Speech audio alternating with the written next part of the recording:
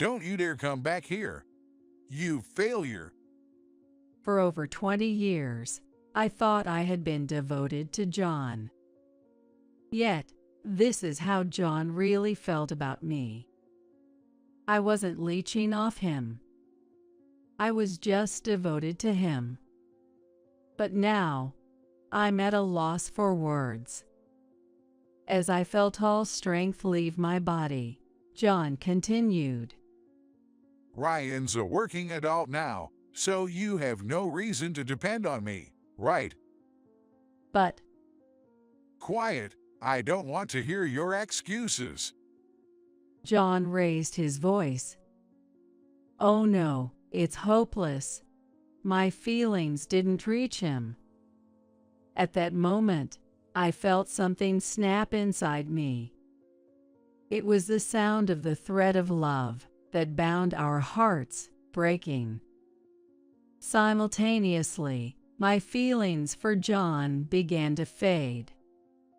We were married just a moment ago, but now I feel as if he were a stranger to me. John was just using me from the start. He never loved me. Otherwise, he wouldn't blatantly cheat and try to kick me out. I don't care what happens to such a man. No, I must utterly defeat him. With my mind made up, I looked up and stared straight at John. My name is Karen Johnson. I'm a 50-year-old housewife, married to John for 25 years. Our son, Ryan, was born a few years into our marriage and has just graduated college and started working. With parenting duties winding down, I was looking forward to pursuing my interests. That's what I'm thinking now. But there's just one problem. My relationship with John. John is far from a good husband or father. In fact, it's hard to find anything good about him. He cheats, and he doesn't even provide a proper salary. Please, can you at least contribute to the household expenses? Huh? Don't get cheeky with me when you're living off my earnings. John always retorts like this. Maybe it really is hopeless. Maybe divorce is the only option. I've been thinking about it a lot lately. But I can't just suggest divorce easily. My Phil, Bob, who is unwell and hospitalized, asked me to look after John. I owe it to Bob to endure as long as I can. His words can't be ignored. But my desire to divorce is strong. Torn between these conflicting feelings, I find myself reminiscing about the happier times before our marriage. The turning point that led to such happiness before my marriage was actually due to a misfortune that struck my father. Our family owned a small diner. My father was in charge of cooking, and my mother handled the serving. Needless to say, the food was delicious. However, my dad was incredibly bad at business. He started the diner with a desire to feed customers delicious food to their heart's content. I think that's a noble cause. But he ran the diner solely on that sentiment, hardly considering the profitability. It didn't matter to him if the profits were low, as long as the customers were satisfied with tasty food. Naturally, such a business, of course, that would not be profitable. As a result, our family's finances were always tight. Even as a child, I took pride in seeing customers leave satisfied. So I never interfered with my father's business approach. However, when I was in college, a crisis hit. The company supplying ingredients to my dad's diner went bankrupt due to the recession. We've already paid this month's dues. If this continues, we might have to close our diner. We were already barely managing as it was, and there was no way we could spare extra funds. Seeing my parents so downcast made me anxious too. But as a college student, there was little I could do. And I doubted the bankrupt company could refund us. The only option seemed to be closing the diner. That's when a regular customer, a man, said something unexpected. Closing the diner. Such a shame for such delicious food. But with the supplier's bankruptcy, we'll end up in debt. Then let me help you personally to get back on your feet. This regular, who really did lend my father a substantial amount. I'm glad to help. I'll certainly pay you back. Don't worry about the money. Just keep making delicious meals, he said, leaving the diner quickly after. Later, my father started doing business with another food wholesaler. It seems that it was a major food wholesaler there, and the wholesale price of foodstuffs was lower than before. Luckily, our family diner was saved from bankruptcy. About a year later, my father and I went to repay the man. Then, while the man and my father were talking, a young man approached me as I was waiting. I hear you borrowed money from my dad. When I talked to him, he was the son of the man who lent us the money. His name is John, and he works for a man's company. You're pretty. How about going out with me? Me, with you? Why not? Think of it as a way to say thanks for the loan. It was true we were helped by the loan, and my dad had properly thanked him. I thought we owed no more than that, but then John whispered to me, Ungrateful diner's daughter. I could spread that around, you know. That's... I couldn't retort. Even if he did spread rumors, it wouldn't affect me much. But it could trouble my father. And what would the diner's customers think? With these thoughts, I couldn't refuse John's invitation. Reluctantly, I agreed to go out with him. With that in mind, I went out with John. To my surprise, I actually enjoyed it more than expected. John was fun to talk to and knew many exciting places to go. He chose the places we went to with great taste. And I started to think maybe he wasn't such a bad guy after all. That's where my luck ran out. I was quickly wrapped around John's finger. It's fun being with you, Karen. I'm having fun too. I never thought I'd consider marriage until I met someone sincere and good like you.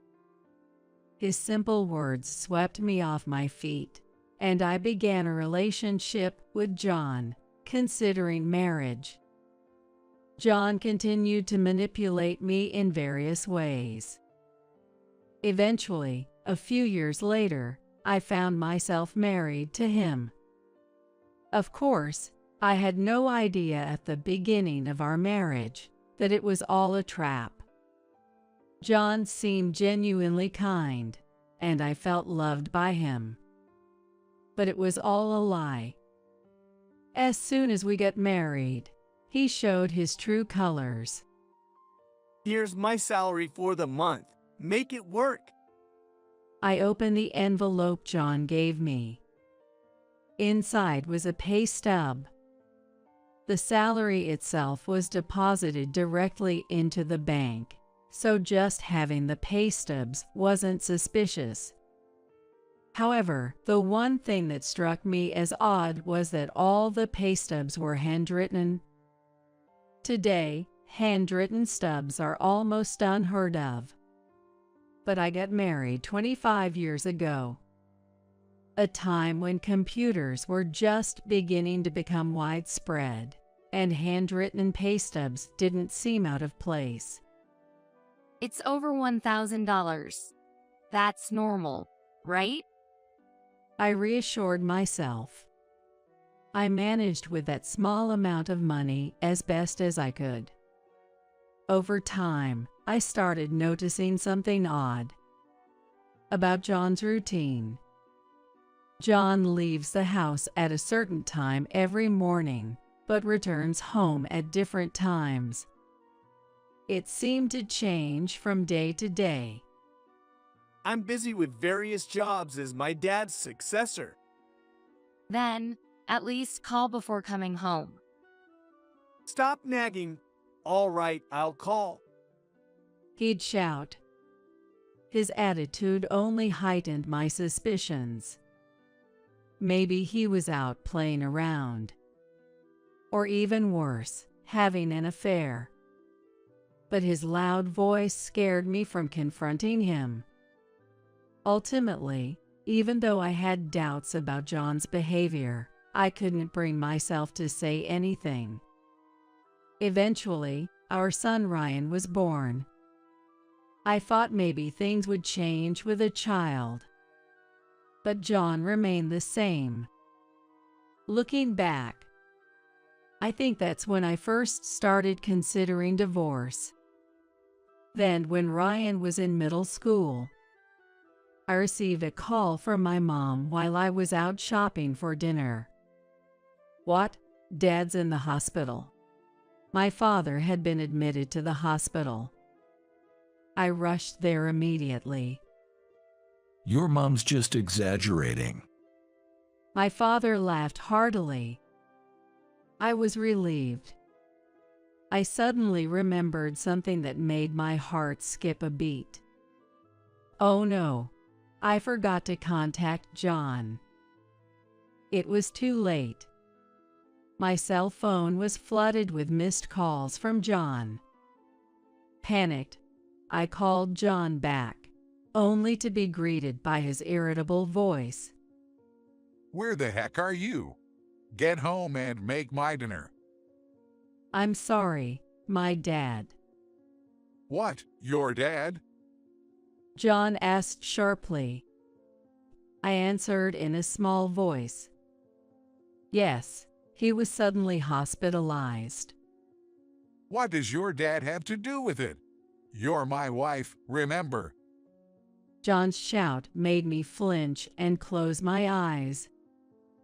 I was terrified of his yelling, but I knew I had to stand up for myself. I mustered my courage and responded, "Isn't it natural to worry about my dad?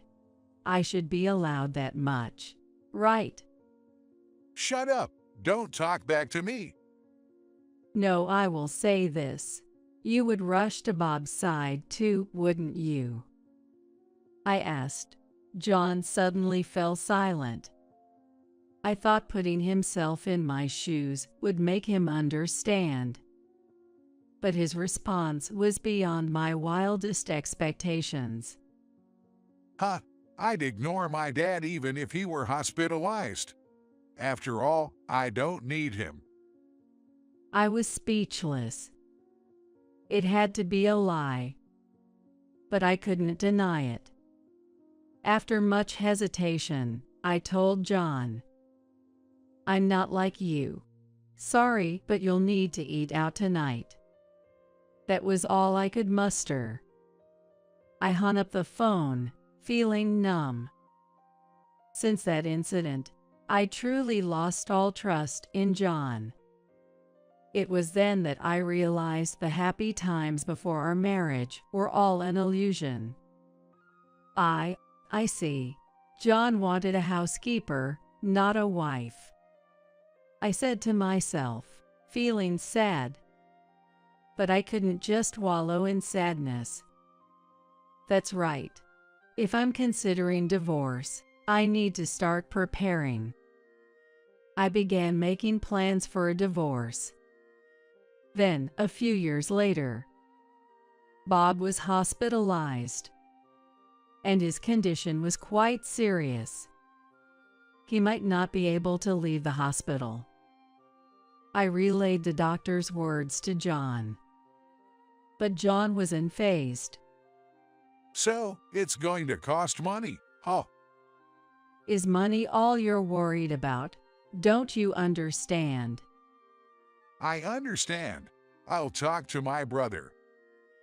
John contacted his brother, George, who was married but childless, to see if he could help with the hospital expenses. Can't you pay for it? We have Ryan and Karen here, and it's stuff for us. John said, as if it were someone else's problem. It reminded me of the time my father was hospitalized. John clearly didn't care about Bob. I couldn't take it anymore. Enough. I'll figure something out and pay for Bob's hospital bills. Don't forget what you just said. John yelled. I nodded firmly. In the end, my statement led to us bearing the cost of Bob's hospital stay. Moreover, Bob's illness caused him to step down from his position as president, and John took over.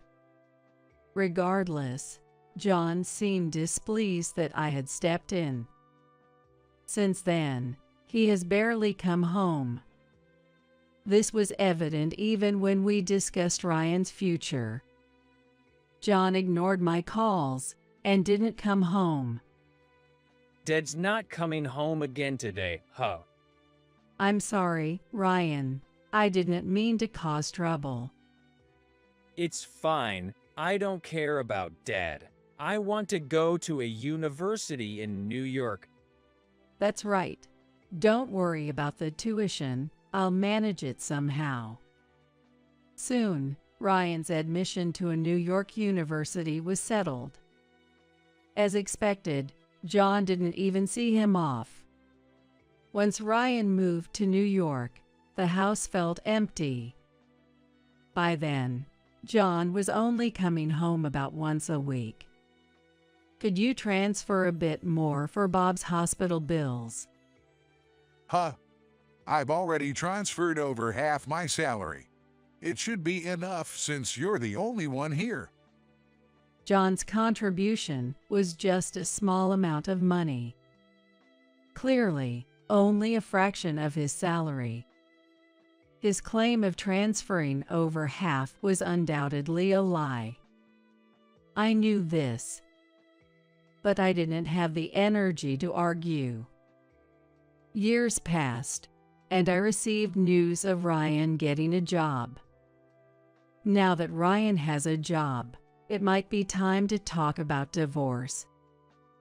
I had prepared for this over the years.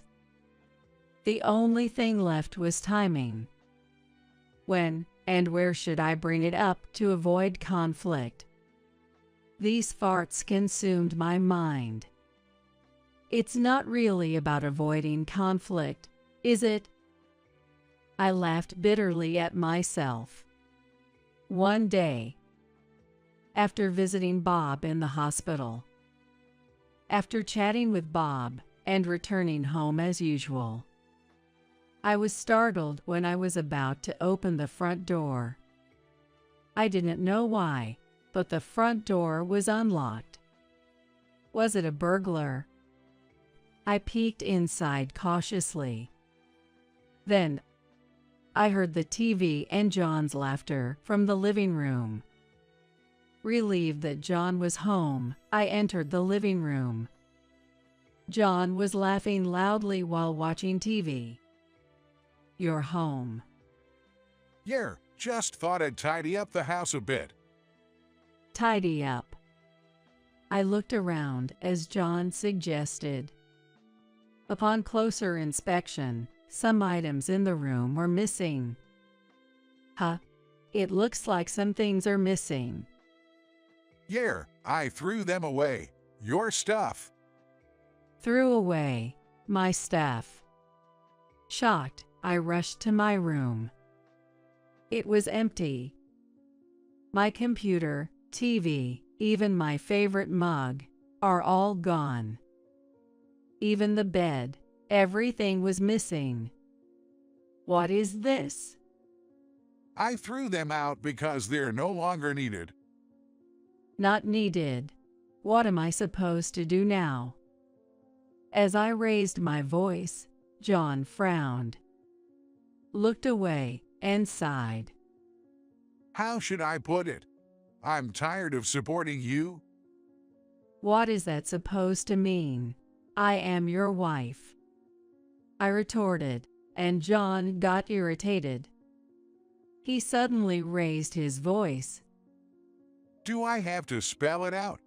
Don't leech off me anymore, you failure. For over 20 years, I thought I had been devoted to John. But this is how he really felt about me. I wasn't leeching off him. I was just devoted to him. Words failed me as my strength drained away, and John continued.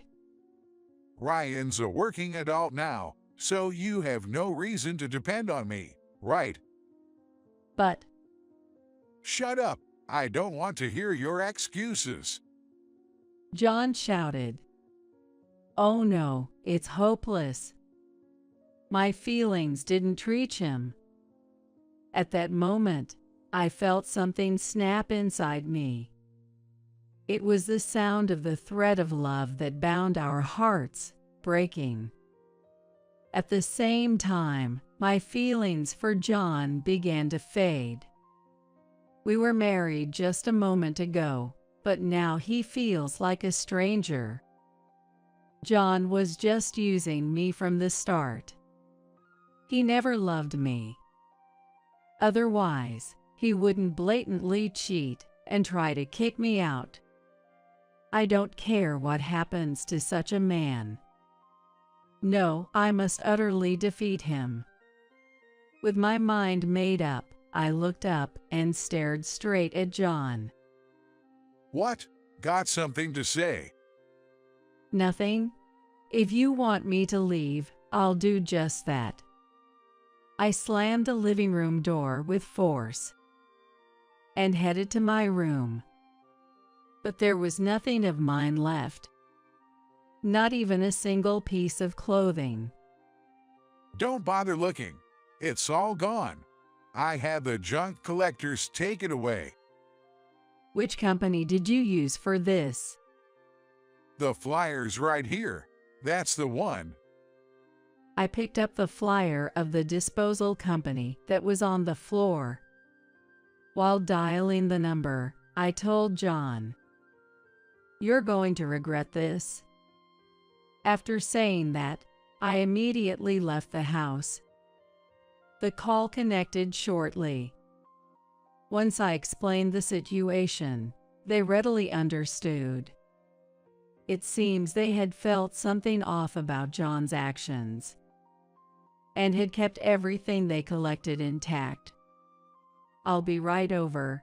Thank you so much," I said, expressing my gratitude before hanging up. Then I went to the disposal company. After thanking them, I had them move my belongings into a storage unit I had just rented. Relieved that my belongings were safe. You won't get away with this so easily. Grinding my teeth, I called Ryan and briefly explained the situation before saying, "So, I've decided to move out, considering a divorce. That's what you should expect, okay?" Okay. Bye then. Ryan quickly ended the call. He seemed scared of me. Was I really that angry? I pondered as I put my phone back into my bag and headed to a nearby business hotel.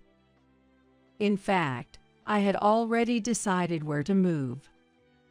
The reason was simple. I had been planning to talk to John about divorce soon. My plan was to divorce and start a new life there. Well, it's just happening a bit sooner than planned. Honestly, I wasn't in trouble. It was just an advancement of my plans by a mere 2 weeks. 2 weeks in a hotel. What a waste.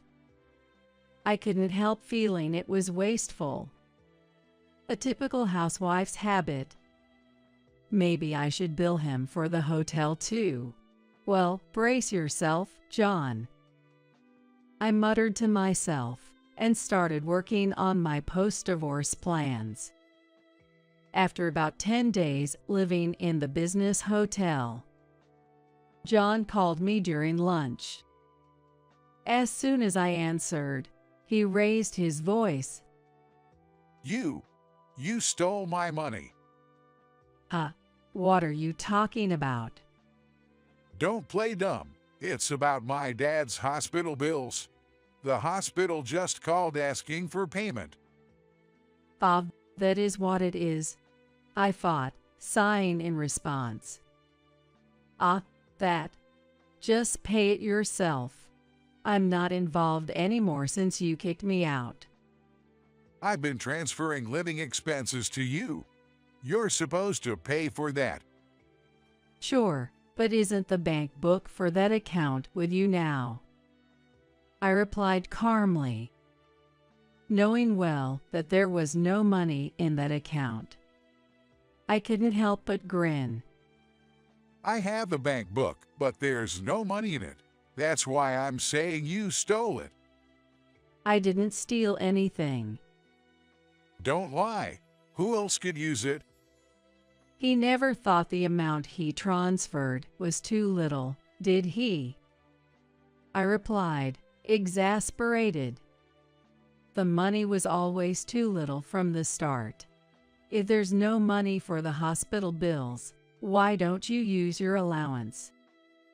My allowance. John started to panic, clearly thinking I was unaware. Since the beginning of our marriage, John had been giving me handwritten salary slips to hide the fact that he was skimming off a portion of his salary.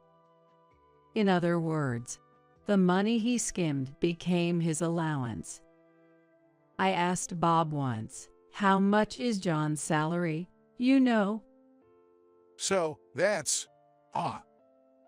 He seemed puzzled, but he told me. So I knew you were skimming money. When I told him this, John fell silent.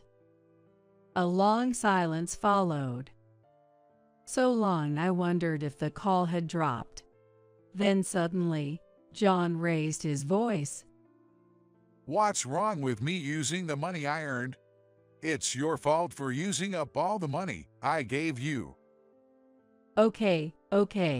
And then? I want a divorce. I'll demand alimony. You need to pay back the money you used. John's words made me grin inwardly. I had him right where I wanted him. He couldn't back out now. I replied with a smile. Oh, thank you. I wanted a divorce too. Come over to my place for the divorce discussions. What? No. But, I mean... You want a divorce, right? I've prepared evidence of your infidelity, and I'm waiting. Though I couldn't see him, I could tell John was taken aback by his faltering voice. Evidence of infidelity? What are you talking about? Don't play dumb. I have photographic evidence. Photographic evidence? I could imagine John's flustered expression. Holding back laughter, I continued. Well, I'll give you the address, and let's meet next Sunday to discuss it in detail. After giving him a certain address unilaterally, I quickly hung up. I've successfully pushed for a divorce. Now, if only I can make him apologize. It was going to be tough, but I was ready. On the agreed Sunday, I arrived at the meeting place before the scheduled time. He should be arriving soon. Looking around, I spotted John in the corner of my eye. Over here. I waved and called out. John looked up, startled. What? This place? Yes, I gave you the address, remember? But this place? Whose mansion is this? John looked behind me, where a mansion worth about $1 million stood. It was much larger than a regular house, complete with a garden, 3 stories, a basement, and even a home theater. A luxury car was parked in the attached garage.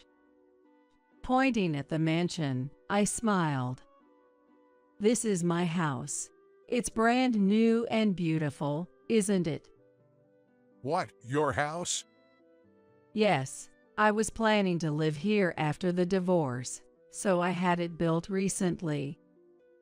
Yes, the place I had summoned John to was my newly built house. Naturally, John, who had always thought of me as just a housewife, was utterly astonished. I pushed him from behind into the house and led him to the living room. Let's have our discussion. This is my lawyer. I introduced my lawyer, who was waiting inside. But John was too distracted to pay attention. He was looking around nervously. He seemed concerned about his surroundings, constantly looking around, not even glancing at the evidence of his infidelity on the table or responding to me. It was hardly a conversation. Eventually, John asked in a low voice, How did you afford this house? "Is that what's bothering you?" I mused, answering nonetheless. "I just bought it normally." Liar, how can a housewife afford this? To buy a $1 million house, one would typically need an income of around $150,000 per year. But I had that kind of income. So I calmly replied, "I earn that much. Got a problem with that?" No. But how? I was helping a friend with her company, and before I knew it, things ended up like this. Maybe. The story goes back a few years. When my father was hospitalized and we had a dispute, I decided to divorce. I started preparing for it, first by looking for a job. After the divorce, I needed a job to live. So I looked for a job that would allow me to live independently.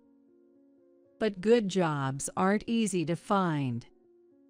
So I consulted my close friend, Susan. Why don't you help me with my work? Your work? What do you do? Land-based aquaculture. Land-based aquaculture is a method where pools are artificially created for farming fish. Though there are drawbacks, it's eco-friendly as it prevents ocean pollution. Susan's father started it, and now she is running it. So, I started working there. John asked tentatively. After I started helping, the business suddenly began to do well.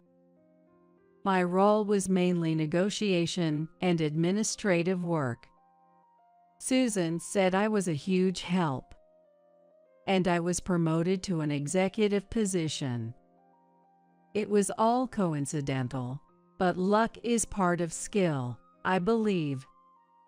Hearing my story, John slumped in defeat, but then suddenly looked up. Okay, let's forget the divorce. How about we start over? Despite his words, I replied with a cold gaze. What? Can you say that in your sleep? No, I'm serious. I really want to start over with you. John pleaded passionately, but I knew he was just blinded by my money. So I replied with raised eyebrows. I refuse to be with someone who cheats and someone who neglects their father, too. No, about my dad. Enough. You might not know, but I was the one paying for Bob's hospital bills. The money John gave me was really a pittance. After paying for groceries, utilities, and other miscellaneous expenses, there was never anything left. That's all he ever gave me, let alone enough to cover Bob's hospital bills. Initially, I managed somehow, but after starting my job, I covered the bills with my salary. Despite that, you never listened to me, nor did you visit Bob. That's... I can't trust someone like that. As I raised my voice, John looked deflated. The lawyer then discussed the alimony with him. John couldn't say anything and just nodded until the end. Eventually, encouraged by the lawyer, John signed the divorce papers.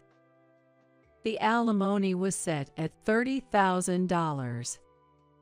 Now that the divorce is finalized, you'll be paying for Bob's hospital bills from now on, I said as John nodded, seemingly unhappy, but not objecting. I felt relieved. In the end, I sent John away, glad it was finally over. The only regret was that I couldn't get an apology from him. But I had one last move. With that, I was sure John would apologize. Thinking about it made me smile unintentionally. A few days later, on my way back from the office, someone called out from behind. Hey, Karen. I turned around to find John standing there. Don't be so familiar. We're divorced now. Shut up. What did you do? John looked at me, his face red with anger. I realized then. The talk must have happened at the company. Smiling, I teased him. What do you think I did? Don't joke around. Tell me, how did you get me fired? John was stomping his feet in frustration. I couldn't help but smile at his amusing state.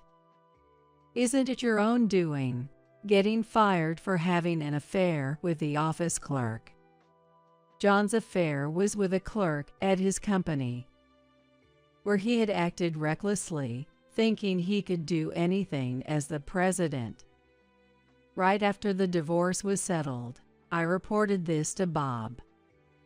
While he regretted the divorce, he was furious about John's behavior. I showed him the photographs of the affair, which infuriated him even more. Then he made an offer. I'm thinking of transferring all my shares in the company to you, Karen. To me, wouldn't it be better for George? No, I want you to have them. Use them to dethrone John from the presidency. That's what Bob had said. Bob's company was a corporation, where shareholder resolutions are necessary to appoint executives, although decisions can also be made by the board of directors. In smaller companies like Bob's, where he owned most of the shares. A single shareholder could make significant decisions. But in small companies, it's common for the president to own most of the shares. When I inherited all his shares, I had the power to make decisions alone. But it wasn't me who decided to fire John. I informed George about the affair and my new shareholder status. The rest was his decision. George was considerate. Why did he listen to you? It's not about listening to me. It's about what's best for the company. John collapsed on the spot and began to apologize. I'm sorry. Please forgive me. No. I'll be lost without a job. His predicament was none of my concern. It was all self-inflicted. I won't forgive you. Please, I'm begging you. It was all self-inflicted. I turned my back on him. Sorry, but there's nothing I can do. Why? If you have the shares. I sold them to George and his wife. I don't want anything to do with you anymore. At that moment, I heard John sobbing. But I walked away, pretending not to hear. John was eventually ousted from the company. Perhaps he could have stayed as an employee, but his arrogant behavior, starting from his entry through nepotism, made that impossible. I refuse to be an employee. He had said. Once fired, he was out. Now he's reportedly working as a convenience store clerk, a difficult-to-find job at his age. He's likely to spend his old age in regret, without money. As for me, post-divorce, I became more focused on my work. There's no talk of remarriage, but there are a few men among my colleagues. A new spring might come. While thinking this, I received a call from Ryan. I'm bringing my girlfriend over. Okay, I'm looking forward to it. I failed in marriage, but I hope Ryan doesn't. But I'm sure it'll be okay. Ryan is much more stable than I ever was. So, I hear you're drowning in debt because of some futile fertility treatments. My ex-husband sneered at me as he approached me with a sarcastic smile. This was in a renowned hot spring town. We reunited in the most unexpected place. It's pathetic how hard you're trying despite it all being in vain. My ex-husband looked down on me. After our divorce, he remarried and was blessed with children. He was living a contented family life. He considered himself the winner while belittling me. Whose story are you even talking about? I touched my slightly swollen belly. I wonder who really needs fertility treatments. He was about to learn a shocking truth. No matter how much he ranted or clung to me, it was too little, too late. This marked the beginning of my ex-husband's downfall.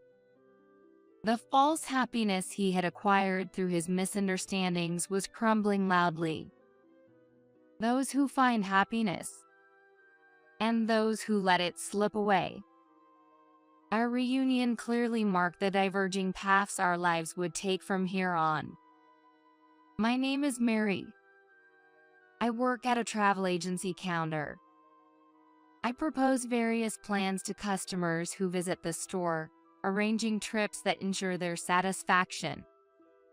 I found great fulfillment in this job. I married Mike after a workplace romance.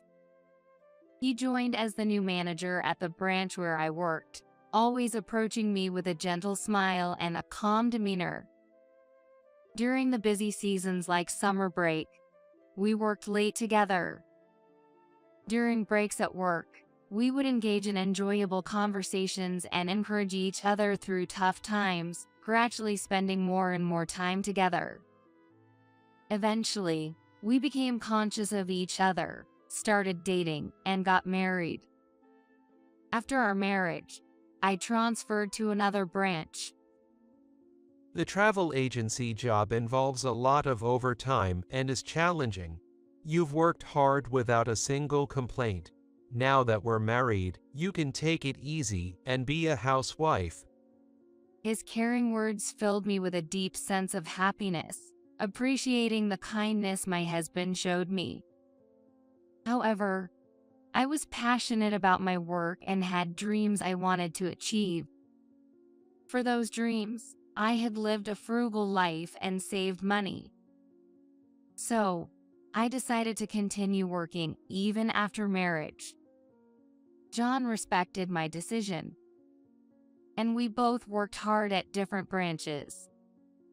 We understood each other's jobs and enjoyed our small happiness by comforting each other over drinks every night.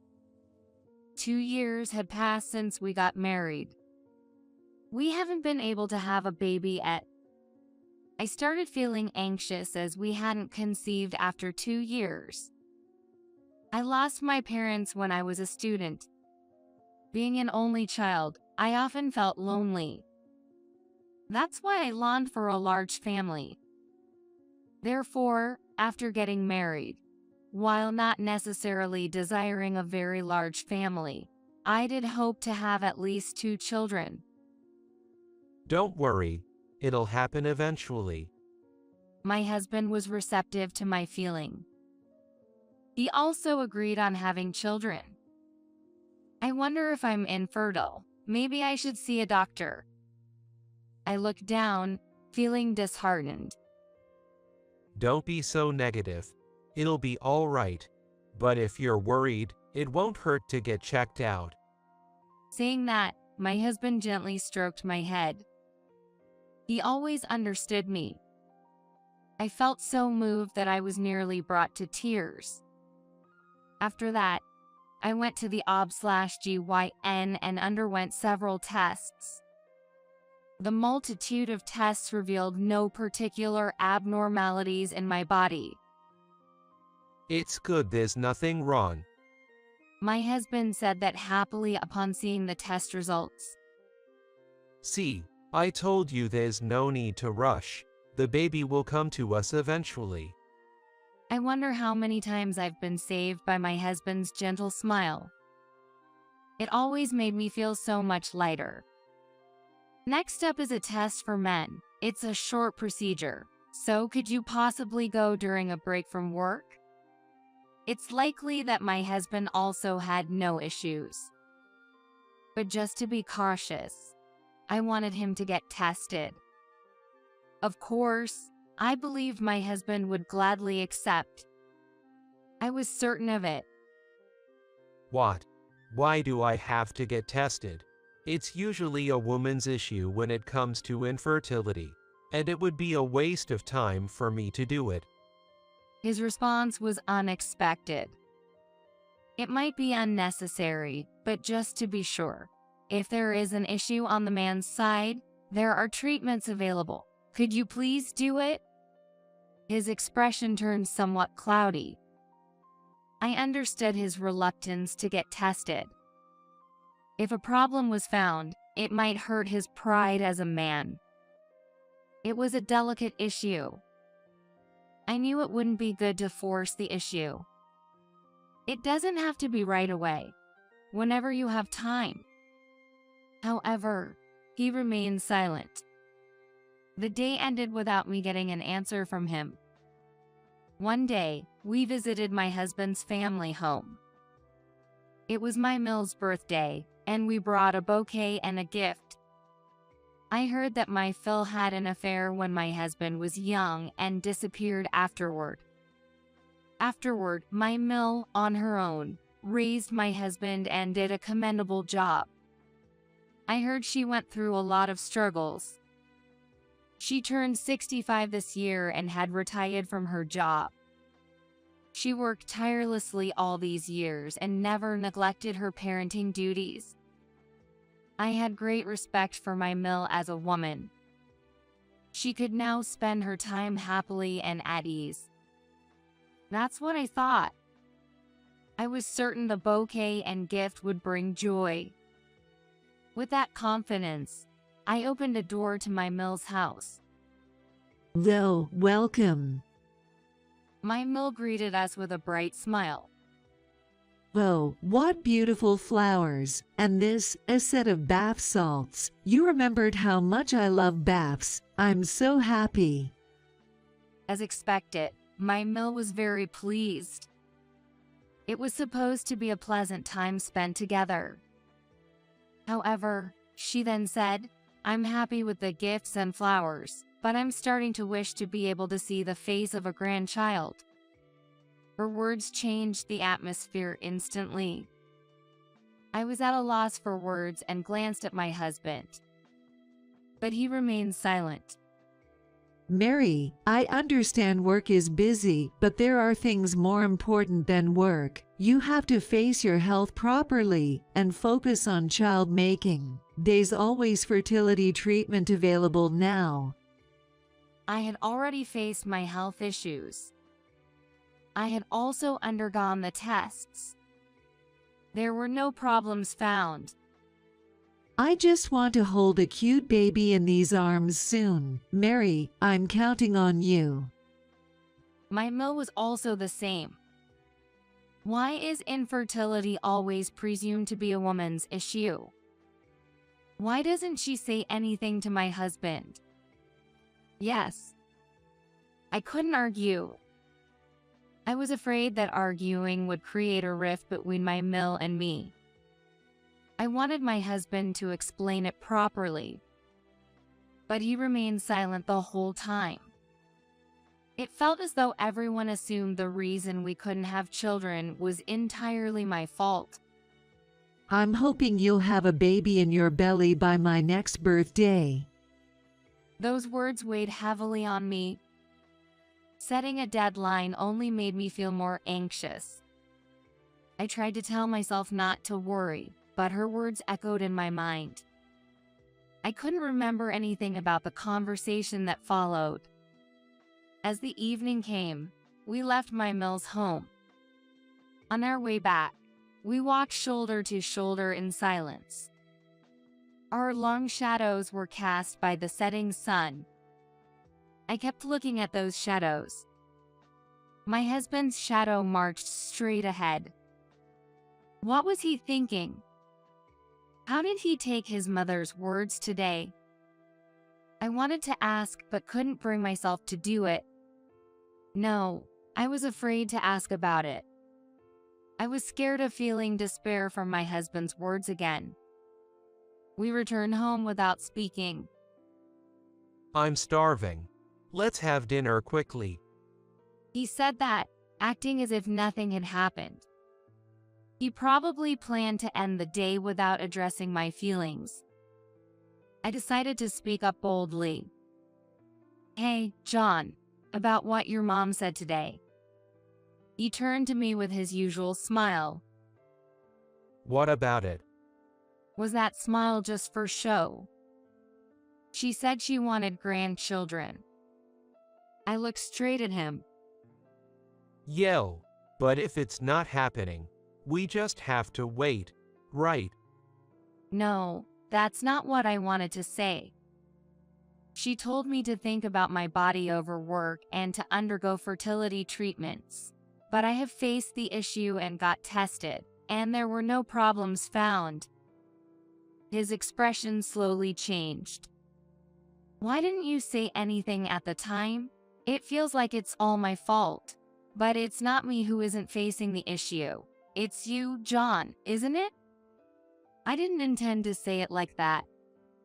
But once I started, the words just wouldn't stop.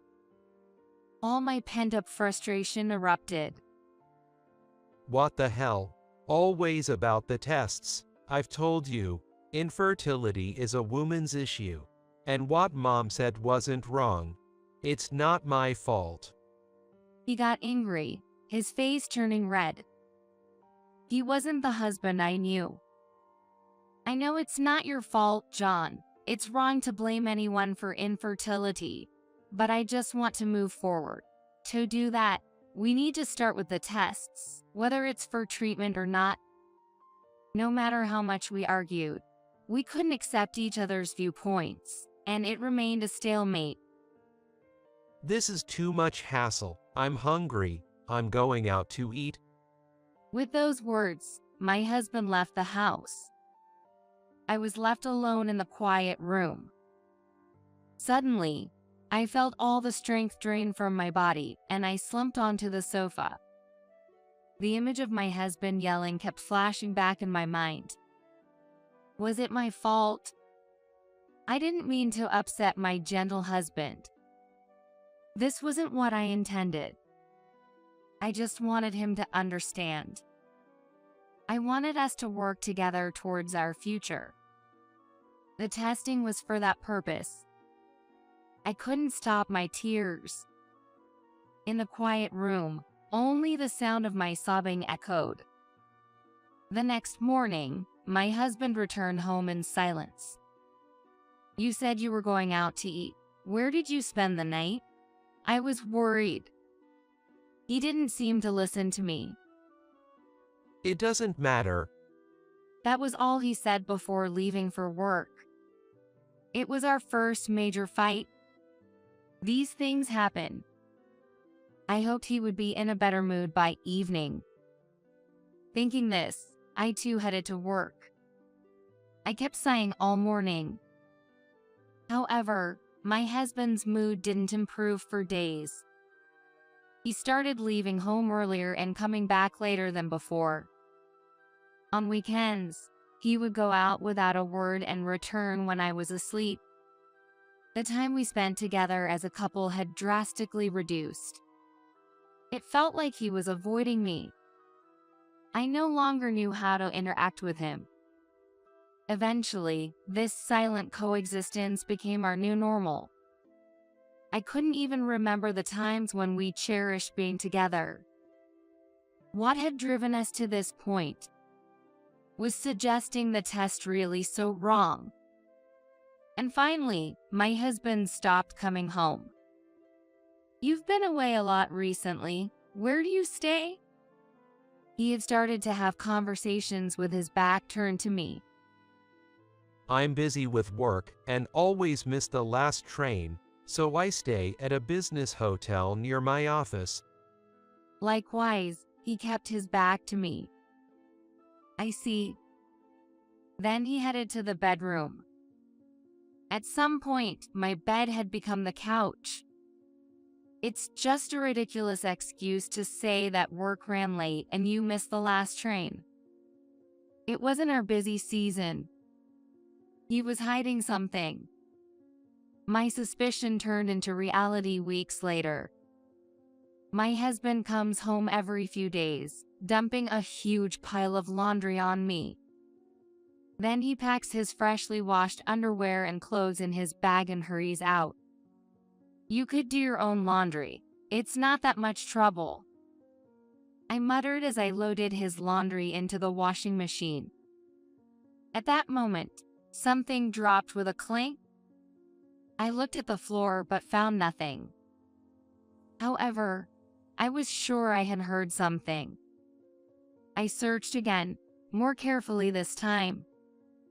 What could have fallen? Stepping back, something sparkled at my feet. Here it is. What is this? I picked up the shining object and held it in my hand. Oh. I was at a loss for words. What sparkled in the palm of my hand was a small earring. My mind went blank for a moment, but I wasn't as shocked as I thought I would be. By the time he stopped coming home, it was clear to anyone. My husband was having an affair. Somewhere in my heart, I harbored those suspicions. But I was afraid to confront the truth and tried to dismiss it. I didn't want to hurt myself. However, I was now confronted with reality. I wouldn't run away anymore. I decided to have an honest conversation with my husband. With evidence of his infidelity in hand, it was time to end our marriage. The next day, I headed to a detective agency. A few days later, my husband's affair was confirmed. The other woman was a new employee at the branch where my husband worked. She joined the company around the time when cracks began to appear in our marriage, a young and attractive staff member. My husband, with his characteristic gentle tone and charming smile, captivated her. He got closer to her by acting as her mentor and eventually started a relationship. It was new to me, but apparently, my husband had made advances toward various female employees before. As a supervisor, he used sweet words to get close to them and deepen their relationships. It was his cunning method.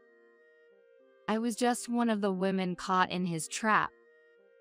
The reason he chose me as a marriage partner must have been because I was particularly convenient for him.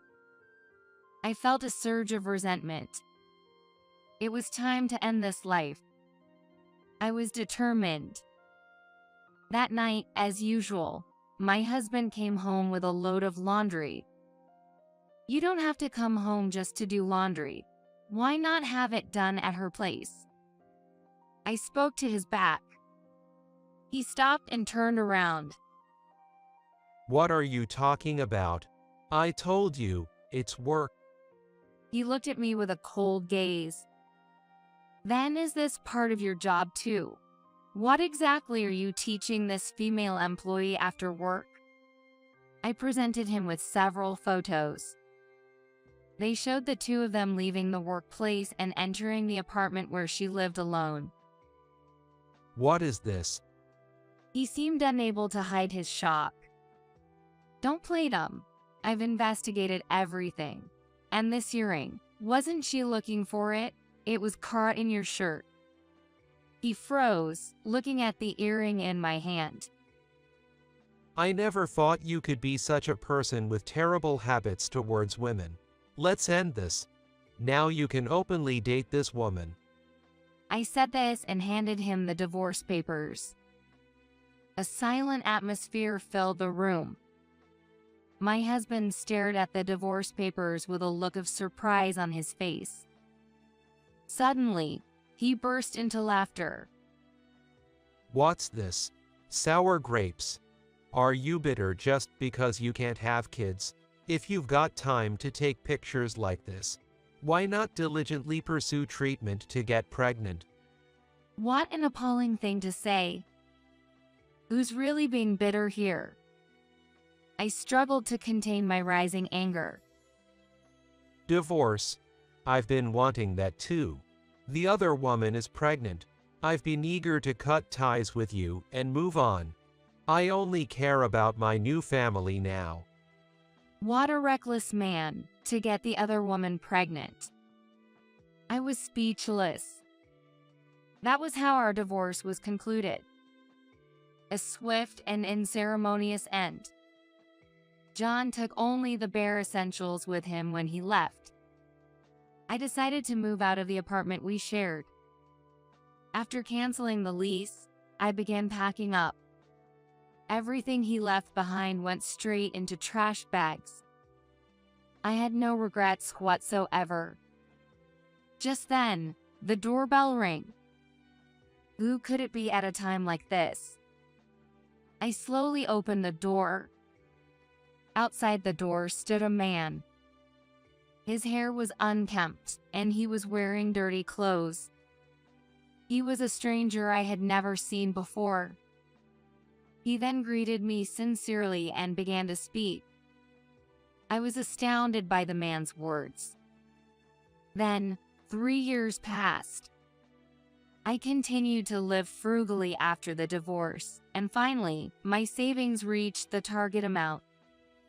I had made my dream come true. Then, I resigned from the travel agency. One day, I was walking through a hot spring town. This is one of the most famous hot spring towns in the USA. The outdoor bath store was popular, and people happily strolled through the town, visiting various hot spring facilities. Recently, new sweet shops and cafes have opened, becoming popular among young people. I love this vibrant hot spring town and have moved nearby. Enjoying a stroll in the pleasant weather, I suddenly heard a familiar voice call my name from behind. Who could it be? I was shocked and lost for words at the sight that met my eyes when I turned around. It was my ex-husband, whom I had parted ways with 3 years ago. Didn't think we'd run into each other here. On a solo hot spring trip. How miserable. My ex-husband was wearing work clothes. He was sporting a stubbly beard, and his hair was unkempt. I wondered if he had quit the travel agency. I never imagined we would meet here. My pleasant walk was completely spoiled. So, I hear you're drowning in debt because of those futile fertility treatments. John approached me with a sarcastic grin. All that effort for nothing. How sad. He scoffed, clearly looking down on me. He probably wanted to show off to me that he had children with his new wife and was living happily. He seemed to think of himself as the winner and looked down on me. Who are you talking about? I gave John a cold stare. I heard from the landlord of our old apartment. You've gotten yourself into debt, haven't you? After I left, some guy you borrowed money from came to collect money. You went into debt for expensive fertility treatments and ended up with nothing but a huge debt, right? The man he referred to was the one who visited while I was cleaning the apartment after our divorce. Debt? You're mistaken. Well, sometimes it's better to live in blissful ignorance. I then shared the truth to my ex-husband, whose expression clouded over slightly. It was a shocking truth for him. 3 years ago, after my divorce from my ex-husband, a man indeed visited as I was clearing out the room for moving. The man was not there for debt collection. He was actually my ex-husband's father. It was the father whom I had been told disappeared with an affair partner. He had come looking for my ex-husband. The father seemed to have learned from someone about the apartment where my ex-husband was living his married life. However, by then we had divorced and the apartment lease had been canceled. The name tags and mailbox labels had been removed, so his father didn't know which unit was John's. He had mentioned John's last name to the landlord, saying he wanted to meet because he had lent him money. The landlord, fearing the man was a debt collector, immediately contacted me. Upon receiving the message about the visitor from the landlord, I simply said, "Let him in. I'll meet him." The landlord loved to gossip, and I was afraid of any strange rumors spreading. It turned out the landlord, believing the father to be a debt collector, likely shared this amusing tale with John upon a chance encounter. John took it seriously. The reason my ex-husband's father visited the room was to request a loan. He had been abandoned by his affair partner and was struggling financially. Thus, he managed to find out my ex-husband's whereabouts and came to borrow money. Unaware of the divorce, the father approached me with his utmost sincerity. However, to me, a divorced woman, this was entirely irrelevant. This man was no relative or concern of mine. I directed him to rely on my ex-husband instead, giving him John's contact information. With that, he left. Hearing this, my ex-husband became furious, his face turning bright red with anger. You gave him my contact. Since then, I've been hassled with support inquiries. In the hot spring town filled with cheerful laughter, my ex-husband's angry voice stood out. Why should I have to support him? He left me and my mother. It's too much for him to show up now expecting help. It's understandable that my ex-husband would be angry. It was entirely his father's selfishness. However, I had no sympathy for that situation. Then my wife said she couldn't deal with such a troublesome Phil and talked about getting a divorce. That sounded unfortunate. But for the sake of our unborn child, I convinced her to give our marriage another chance, and by helping with her family's cleaning business, we managed to settle things. I looked at the logo on my ex-husband's work clothes. It seemed that his wife's family was in the cleaning business, judging by the company name written there. John had given up his position as a travel agency branch manager to work daily at Hot Spring Inns as a cleaner.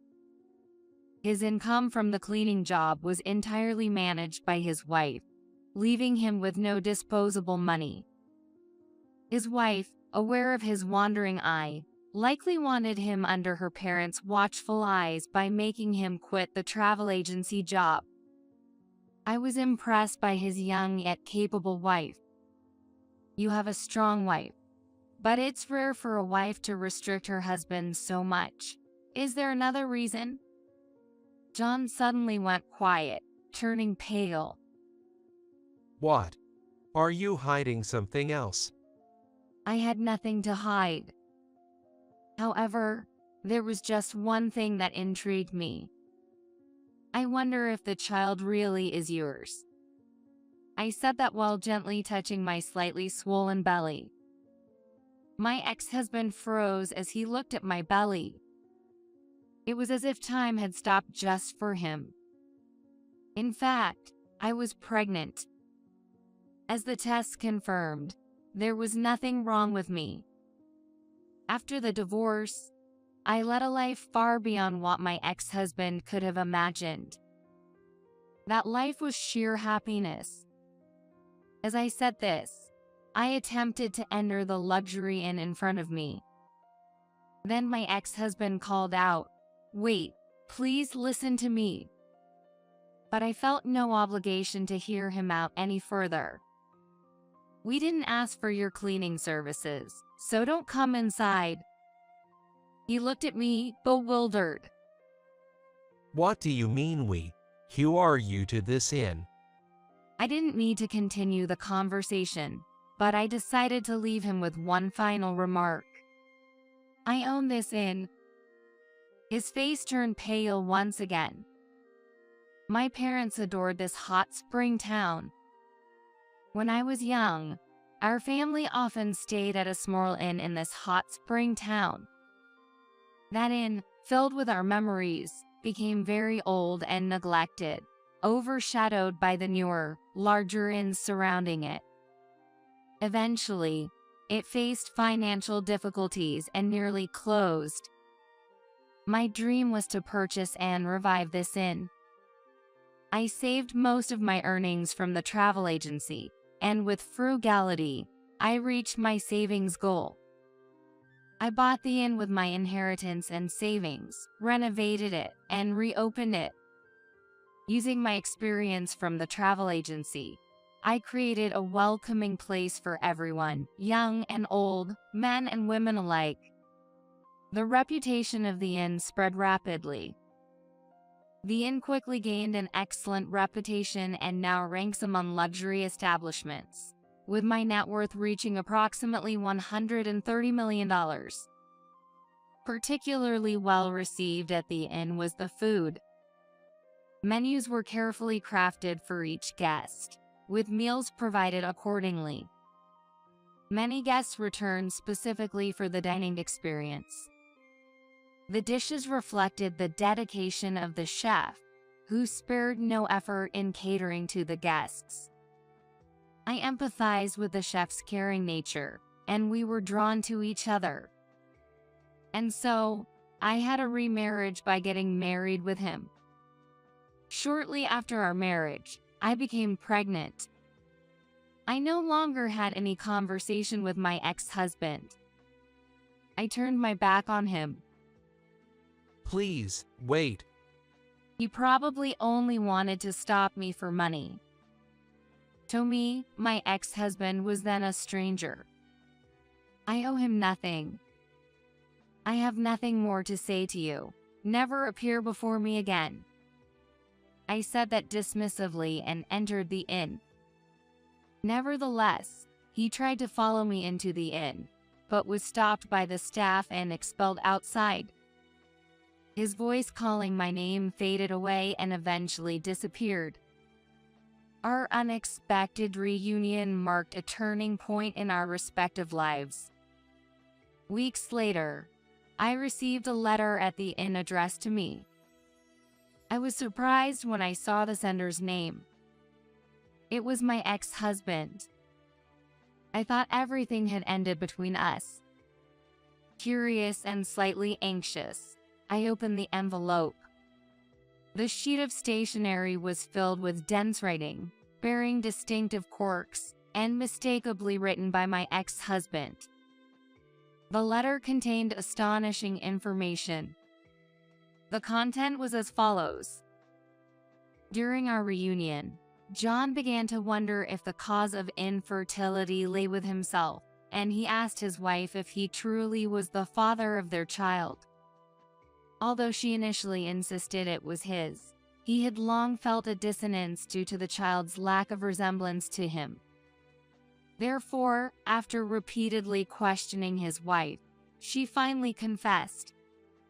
The child he thought was his own was actually from her previous relationship with another man during her student days.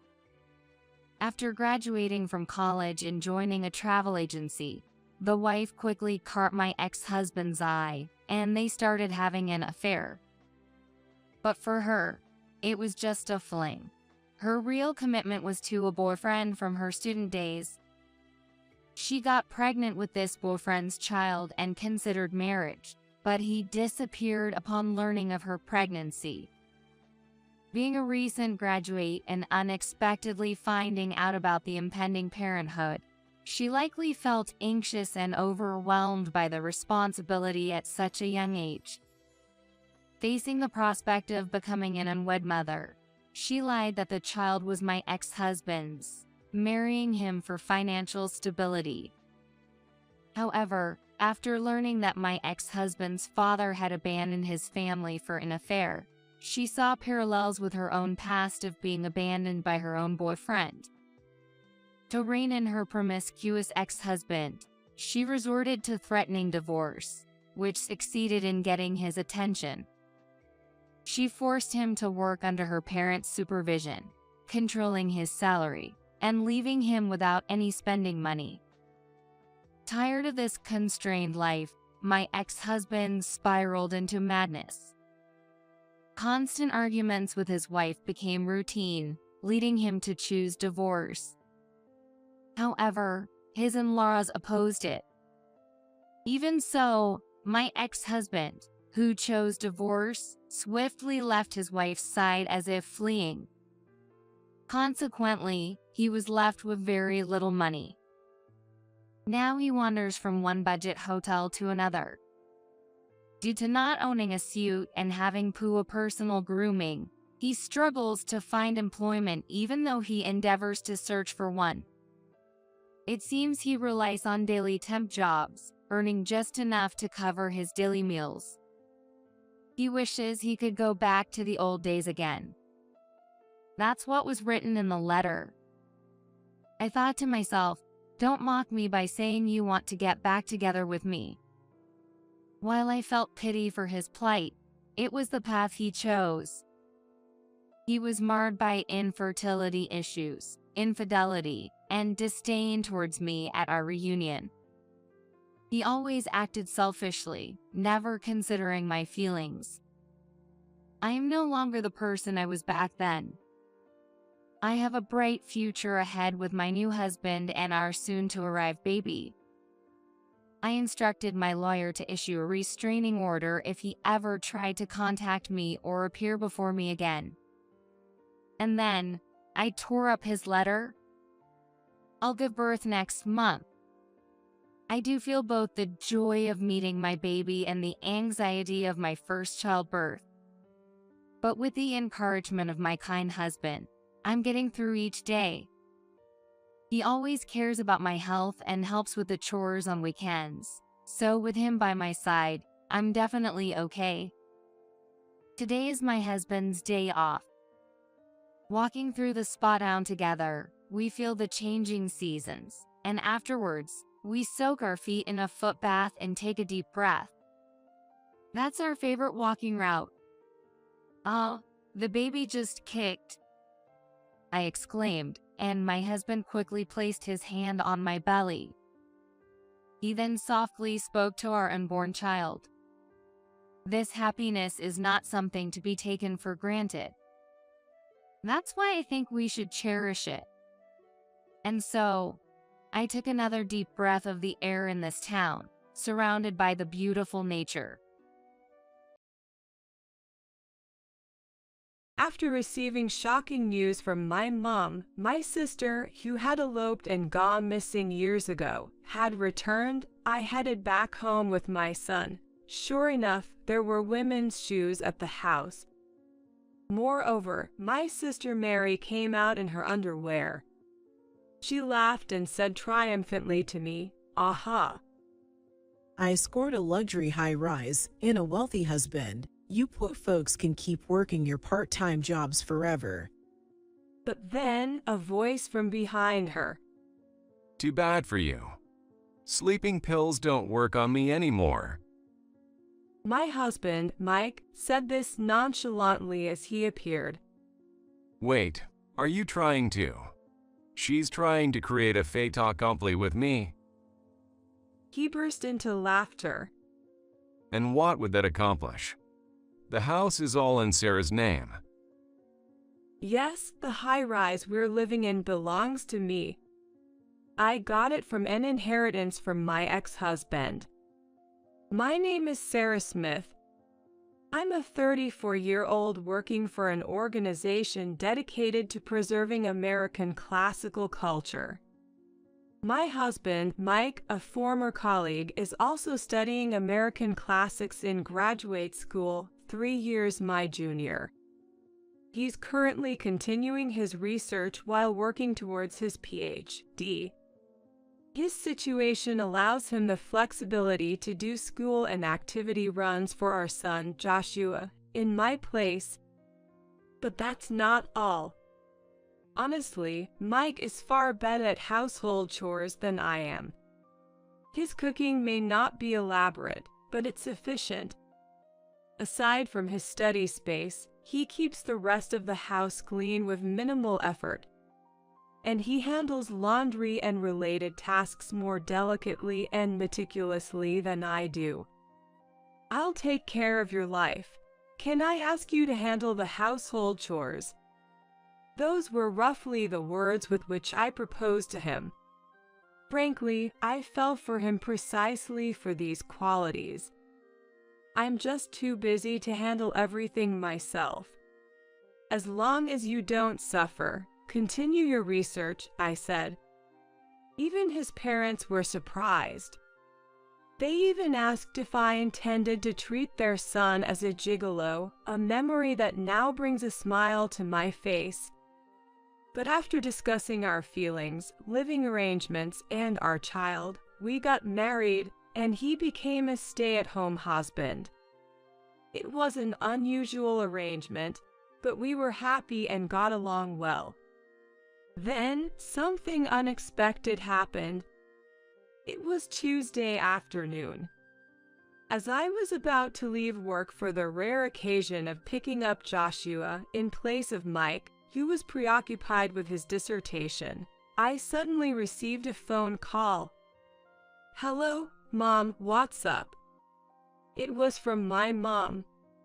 Our family home is far from the urban center where we currently live, a 5 to 6 hour drive away. Since getting married, we've been visiting them for only the summer or Christmas holidays. So, we usually kept in touch through messaging on cell phones. But direct phone calls were rare. Both my parents schedule the time for me because I'm busy at work. It's serious, Sarah. What's the matter all of a sudden? Mary's come back. Mary, that's my sister, 2 years younger than me. However, we haven't seen each other for over 10 years. She ran away from home when she was 18. Apparently, her husband's company went bankrupt. Bankrupt? Yes, she was banging on the intercom, saying her husband had run away in the night after racking up a huge amount of debt. And to avoid debt collectors coming after her, she used his signature without permission, got someone to sign a name, and filed for divorce. An involuntary wow escaped my lips. So now, I told her she couldn't stay with us, but she had the nerve to show up, and she left her daughter with us. What? She left her behind?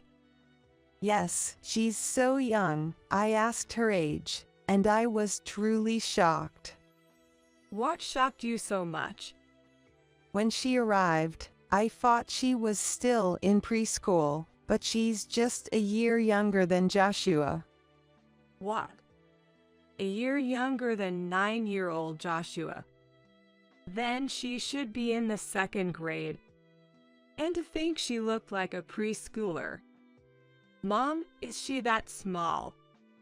She's tiny and skinny, her skin is dry, and she's got chapped skin. For now, I've given her some snacks and let her take a shower, but she seems so uncomfortable.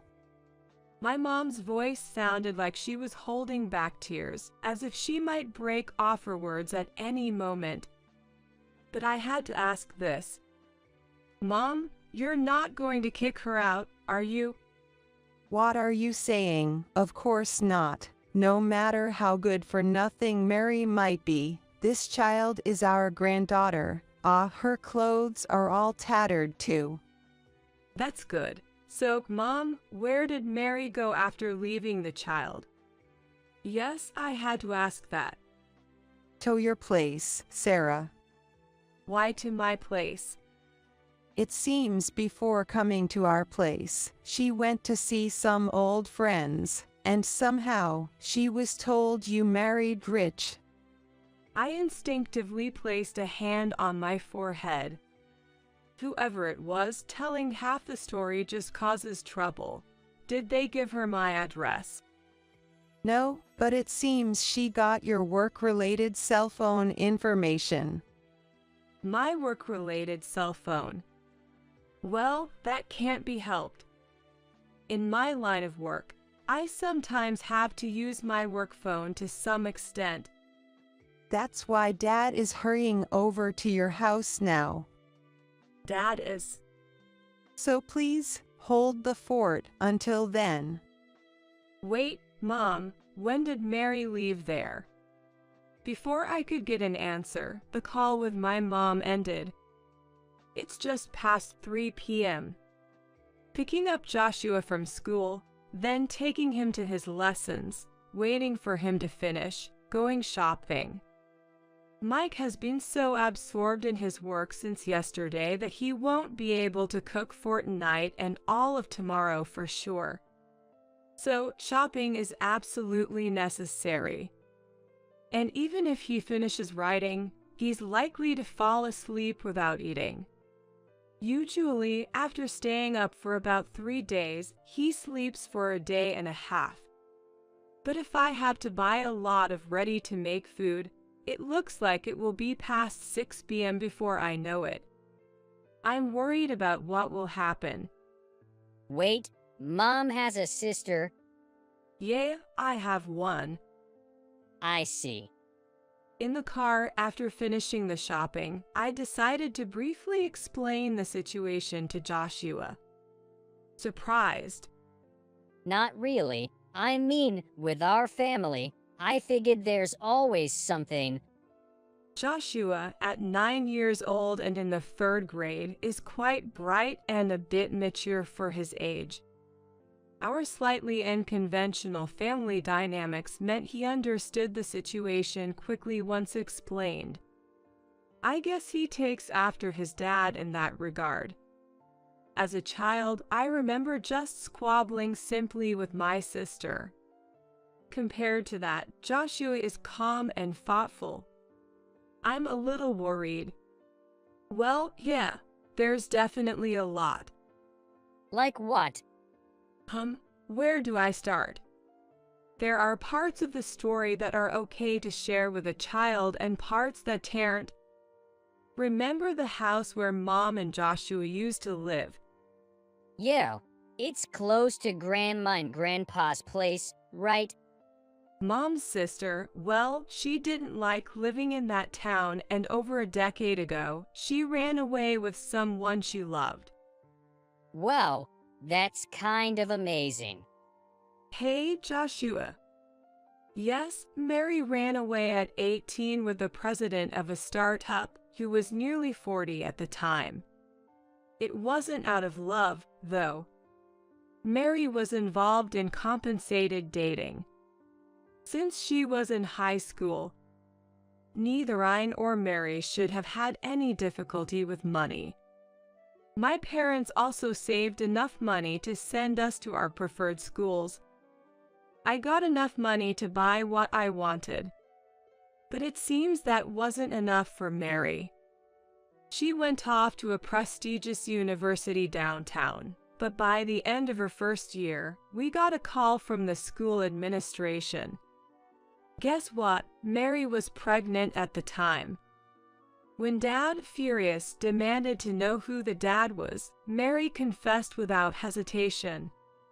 That man was the one she had just divorced without permission. Angered by both the compensated dating and her partner, our parents told Mary to leave. She left without a fuss and lost contact. If it had been just leaving, we might have tracked her through her health insurance. But she married the guy. When she became a man's dependent, we couldn't keep her feet at all. Once the initial anger subsided, worry set in. No news at all felt like a breach of duty, and my parents had many reasons to be angry. They became the subject of rumors at work and in the neighborhood, feeling shunned for raising such a daughter. How could you have raised a daughter who could do such a thing? My dad was supposed to be promoted to director, but that's off the table now. And other such grievances I heard were unpleasant to recall.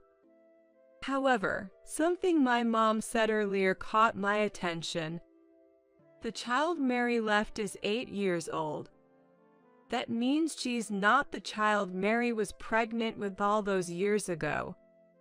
What happened to that child? I can't help but wonder. Mom, you're making a scary face. Responding to Joshua's comment, I said, sorry. Is something bothering you? Yeah, it's about your cousin. Eventually, we arrived back at the apartment, lugging the heavy shopping bags between us. But they were too heavy. So we decided to borrow a cart from the concierge at the entrance. Miss Smith, your sister, Miss Jones, was here earlier. The concierge informed us. Did you let her in? We checked and copied her ID, just to be safe. Oh no, I covered my eyes with my palm again. I'm sorry, it's my fault for not making the rules about who can come and go clearer. So, we shouldn't have let her in. Well, yes, but it's okay. This time it's on me, and has my dad arrived yet? Your dad. Please hold on. the concierge said before going to check. He hasn't arrived yet. I see. Well, when my dad does arrive, please let him in right away. Understood. I showed a photo of my dad to the concierge, saying, make sure this person is let in no matter what. Then, we loaded our bags onto the cart and took the elevator to the top floor. We're home. And sure enough, there were women's shoes at the door. You're back early, aren't you? My sister, more flamboyant and aged than I remembered. But that wasn't the issue. What's with that outfit? Mary appeared in nothing but her underwear. Joshua, who had been pushing the cart alongside me, was speechless, eyes wide. What do you mean? She laughed and said triumphantly to me, aha. Scored a luxury high-rise and a rich husband. Let the poor keep working their part-time jobs forever. Joshua and I were stunned. But then from behind her came another voice. Too bad for you. Sleeping pills don't work on me anymore. Mike appeared behind Mary, wearing nothing but a shirt over his bare skin. Mike's appearance while scratching his shaggy head and Mary's underwear on top of each other can make it look like after an affair. But I had no such parts. I was confident that wasn't the case. I had that confidence. Using that stuff made me lose my focus. Geez. Wait, what? You realized it was a sleeping pill, and it didn't work.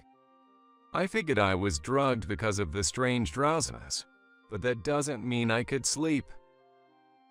That's not right, I said, ignoring Mary's comments. Mike turned to Joshua. Joshua, thanks for helping with the shopping. Yay, Dad, help me put stuff away.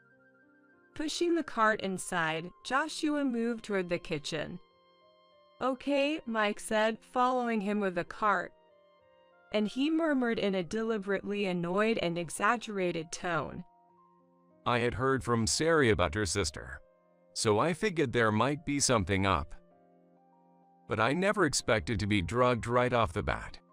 You know, my sleep schedule is all over the place anyway. And with all the stuff I'm thinking about lately, I don't sleep unless I really try to. So yeah, I can tell the difference between natural sleepiness and the drug-induced kind. Mary's expression grew even more severe. Well, I figured you were up to something, so I just played along and pretended to sleep. What's with this person? Mike laid out his words in a calm, matter-of-fact manner. Facing his composed demeanor, Mary, who had seemed so confident at first, was left utterly dumbfounded. What is with this guy? There was no better way to say it. She had picked a wrong opponent. What's with you, walking around in that outfit? Were you trying to create some kind of fait accompli by stripping him and pushing him into bed? I let out a deep sigh. Well, why has she always been so foolish? But given the situation, I could guess what had happened. Mary must have learned I was living in a luxury high-rise in the metropolitan area and came here. Then, gathering information around the neighborhood as my sister living in the top-floor penthouse, she found out Mike was a stay-at-home husband doing research related to my current job. Assuming Mike would be home alone, she targeted the time I was out. From Mike's perspective, after repeatedly ignoring the doorbell, he finally answered to find a woman claiming to be my sister. With his mind still half on his dissertation, Mary probably thought, seeing a disheveled, almost pajama-clad man. So she thought like this. Wow, he's young. Did my sister score a younger, intellectual, luxury high-rise owner? That's unfair. I'll steal him. And then, probably carrying sleeping pills for some reason, she tried to drug Mike, strip him, push him into bed, and confront me with the scene. But Mary didn't know Mike.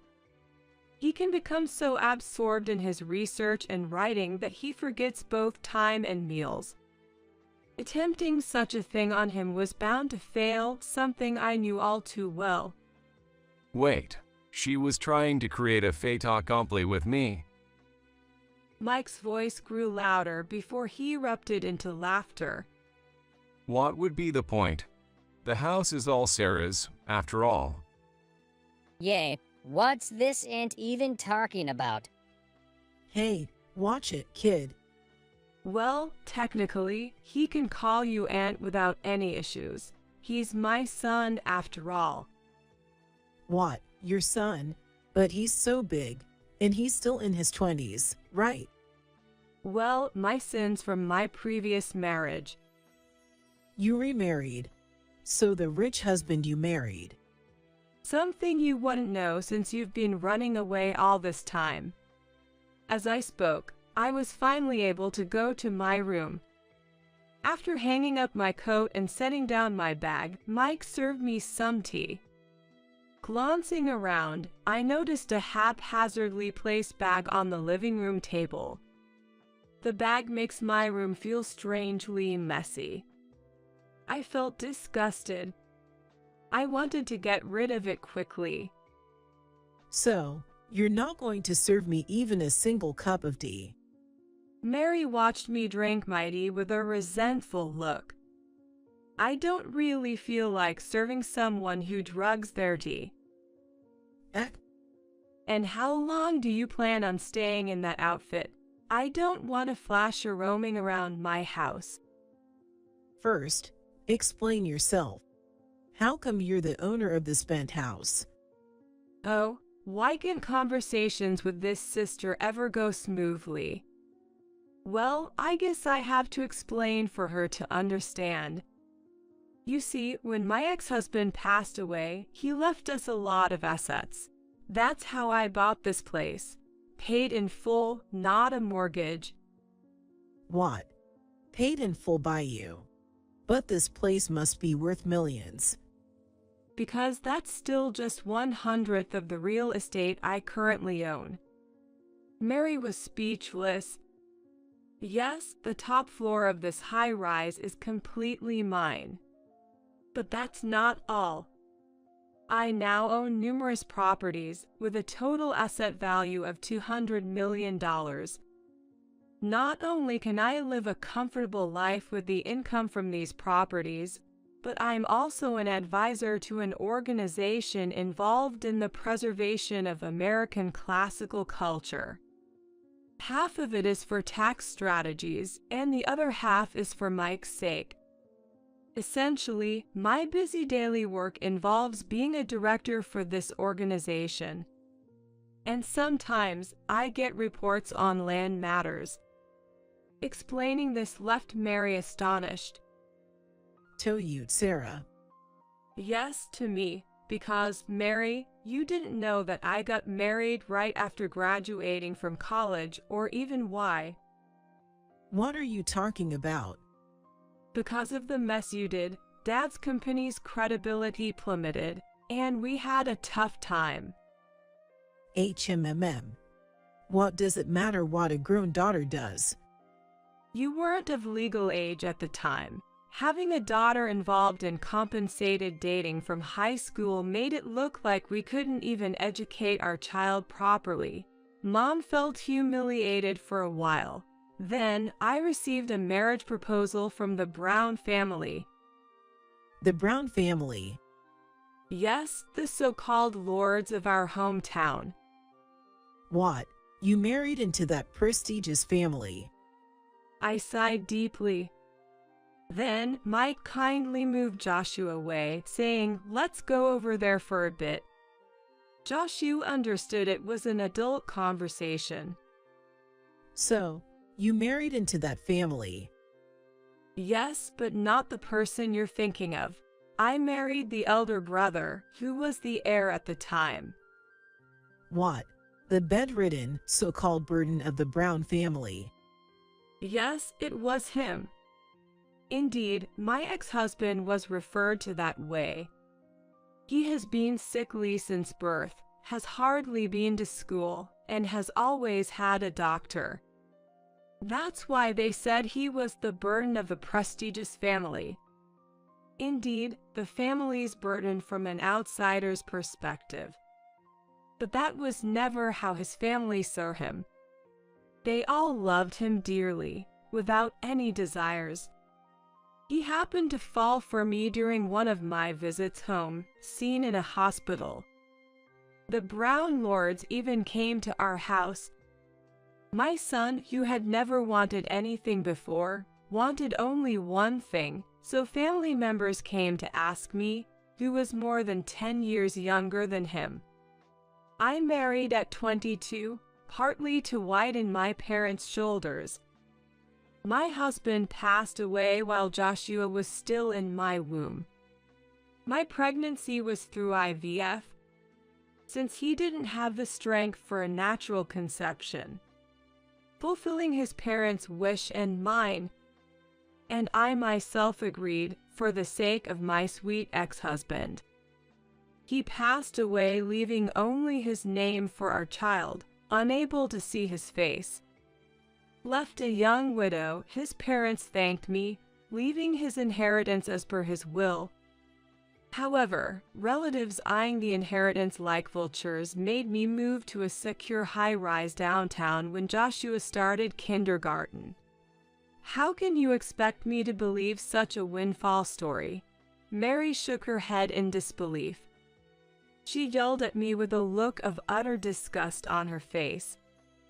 Even if you say that. So what about him now? After inheriting so much, you were allowed to remarry. I was. Though I didn't need permission, I consulted them out of respect for my wonderful in-laws, who apologized for having me spend my best years caring for a sick man and undergoing IVF. As if the inheritance wasn't enough. They said life and time can't be bought with money. My kind in-laws, who had lost their beloved son to illness, understood the value of time and life well. They must have been touched by their wealth. After moving to the city center, I found myself exhausted from solo parenting, a stark contrast to the life surrounded by my in-laws. That's when I reconnected with Mike, a junior from college who had admired me. He became a great help to me, overwhelmed as I was. As he came and went, gradually Joshua grew fond of him. And I found myself wishing he would stay with us permanently, so I proposed. My in-laws described Mike as apparently harmless to anything but academics. Their support, rather than opposition, was probably also to deter relatives who were pushing their candidates for remarriage. So, you're the only one getting a good deal. Mary started to say when my phone's ringtone interrupted her. A call at this time meant, ah. I switched the phone to speaker mode after answering. Hello, Sarah. I was worried because you hadn't replied to my messages. Are you okay? Mary groaned on the spot. Mom, I'm fine. Good. I thought I heard a noise like stepping on a frog. Is Mary there by any chance? Yes, she is. I looked at Mary with a full smile. Mom, why do you know this place? You always forget what you've said after 3 steps. Didn't you say you were going to your sister's place? Terrible. Why do you treat my sister differently even though we're both your daughters? Mary yelled at the phone, genuinely angry. What? As if you have the right to say that. After you left, Sarah marrying into the Brown family ended the terrible rumors surrounding our family. It wasn't quite being outcasts, but Dad's prominent position in the company only made the rumors worse.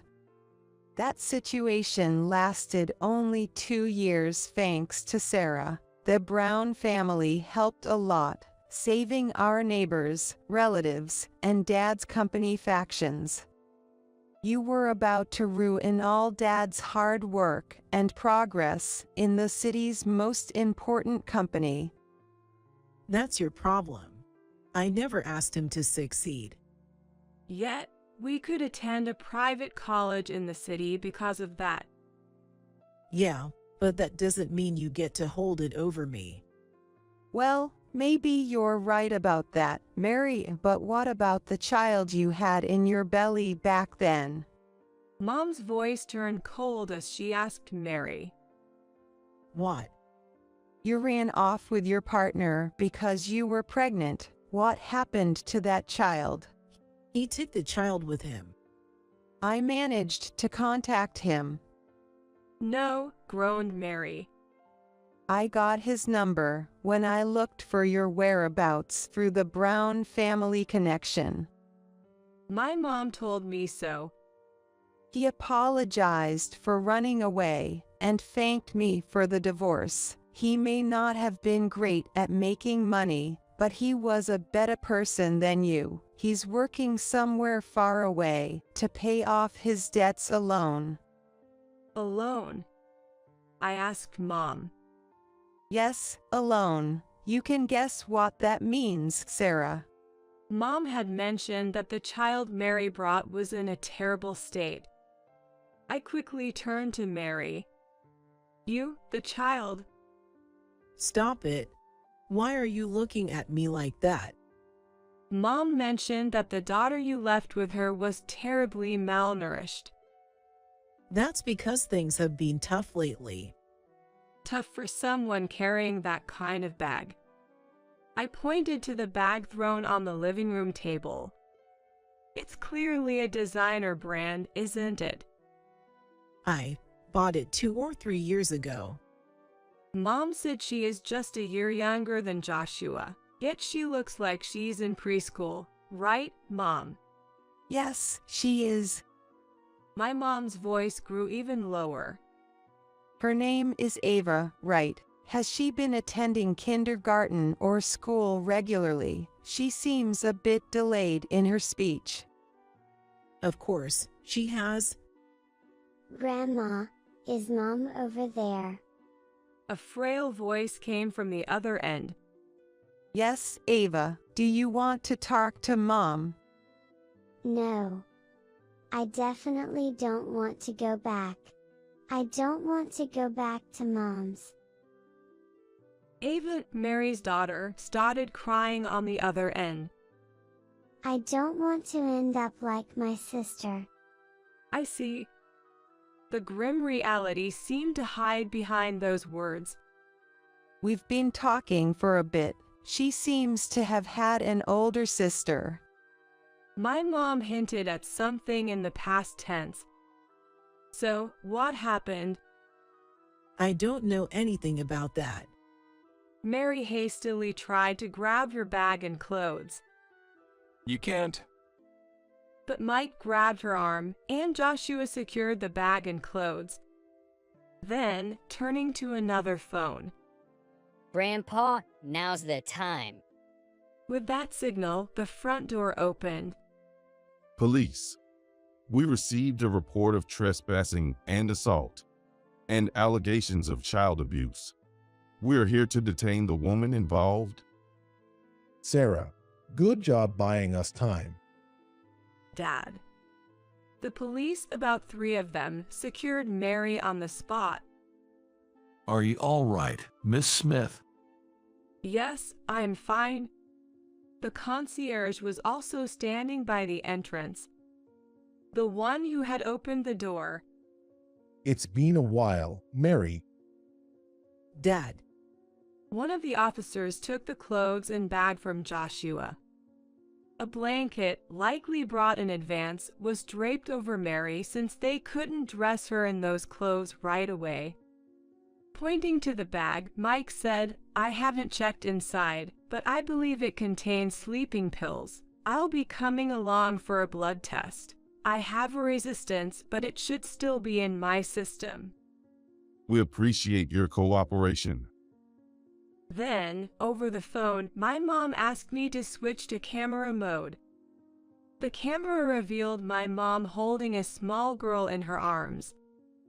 Officers, this woman seems to have subjected her first child to terrible treatment, leading to the loss of a small life, our first grandchild. Ava was wearing clothes that Joshua had outgrown long ago. My parents still had Joshua's clothes from when he was little. Joshua, who was quite big for his age when he was about to enter kindergarten. His old clothes fits on his cousin, Ava. I saw his thin, bony wrists through the cuffs. That's my old clothes. Hi, are you Ava? Joshua gently spoke to his cousin over the screen. This is the kindness he received from his biological dad. Yes. Who are you? I'm Joshua, your cousin. I'm 1 year older, so I guess I'm your big brother. Big brother. With that, Ava, perhaps reminded of her lost sibling, started to cry again. You should come and play sometime. Okay, the girl nodded meekly through the screen.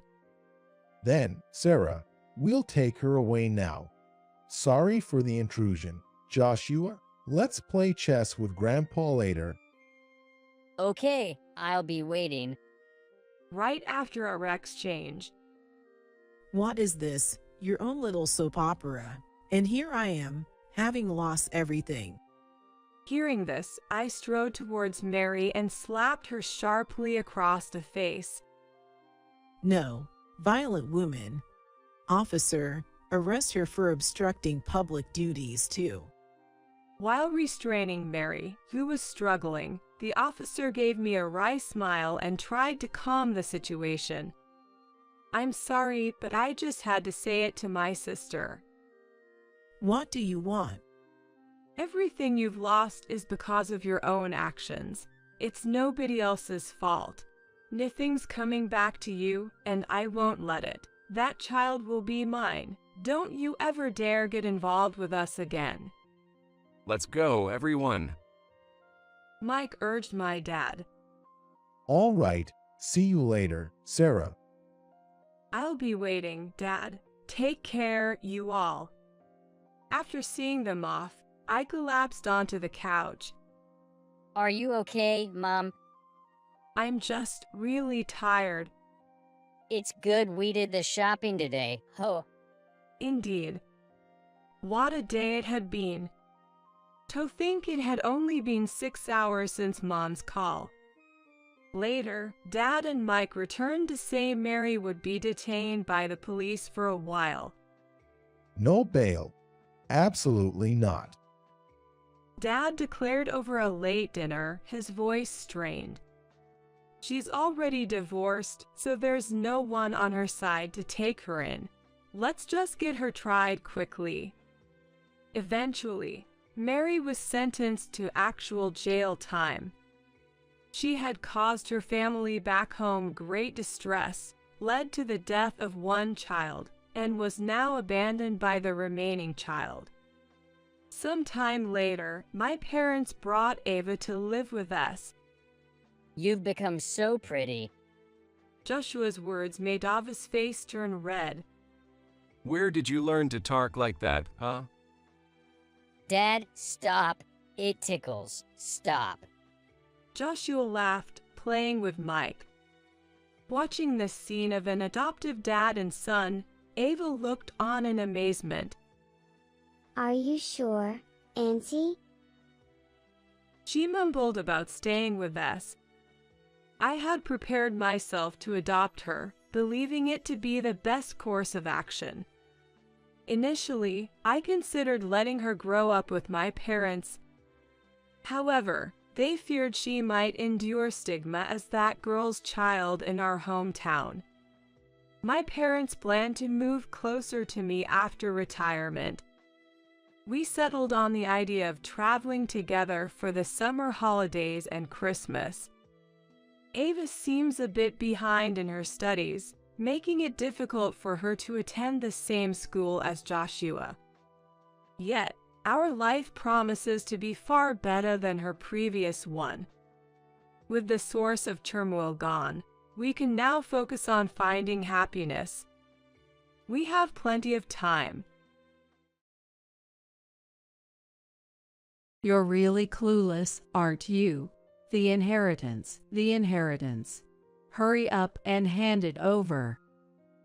As soon as she entered the front door, my sister-in-law barged in and started talking nonstop, clearly in a good mood. We were never close, so why now? I was bewildered when these words hit me. If it weren't for Mike's inheritance, I wouldn't come near this gloomy place. Indeed, to her, who is dressed head to toe in glitzy clothes and accessories, the house, where her brother Mike and his widow, me, live must seem gloomy. However, I fought my sister-in-law, who wouldn't even pay respects to the deceased Mike's altar, and brought up the inheritance while standing at the entrance, was much more insidious. This attitude of hers was not something new. She was arrogant about her looks and often harsh towards my gentle husband.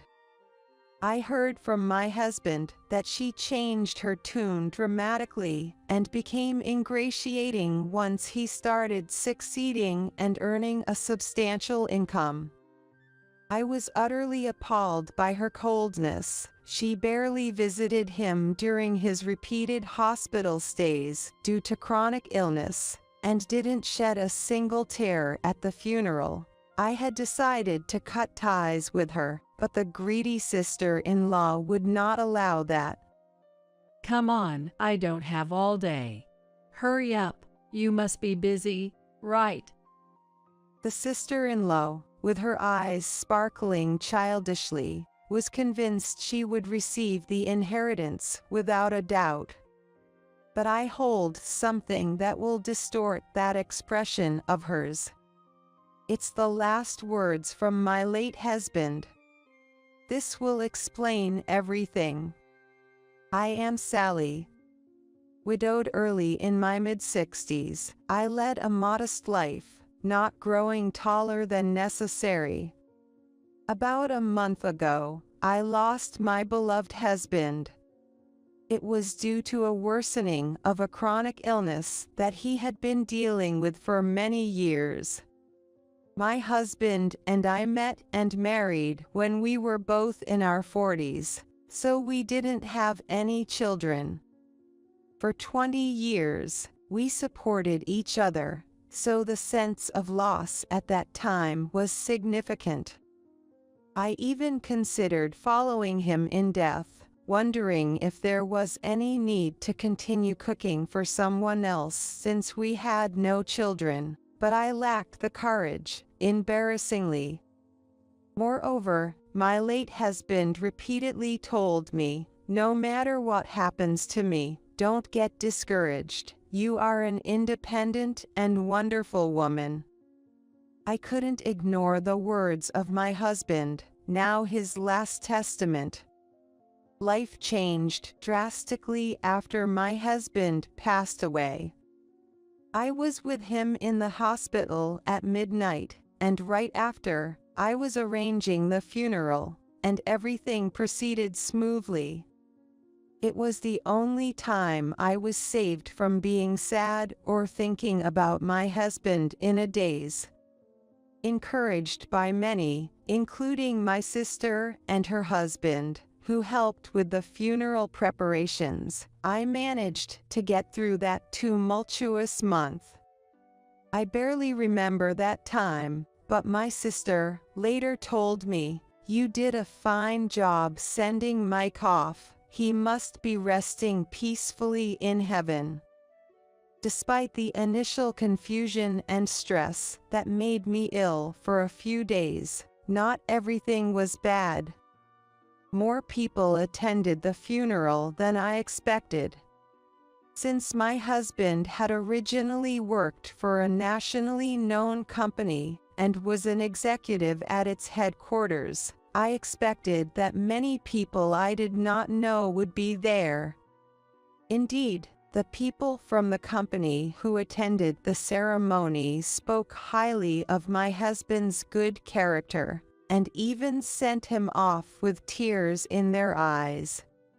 There were even attendees who flew in from international branches, sharing how they often went out for drinks when my husband visited their locations.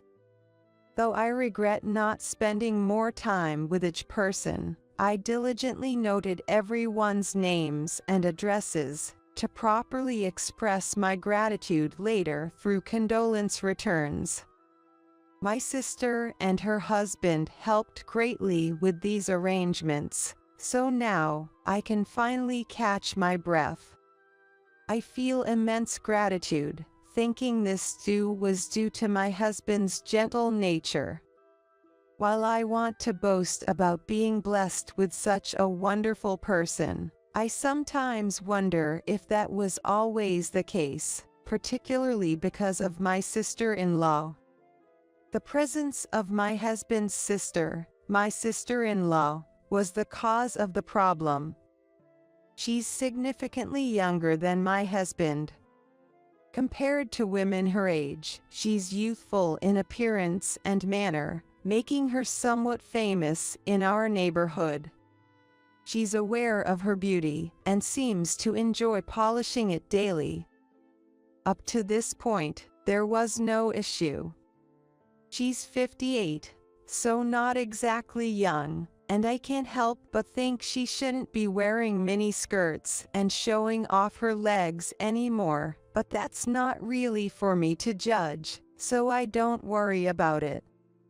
The problem is that she always finds a way to make snide remarks to me.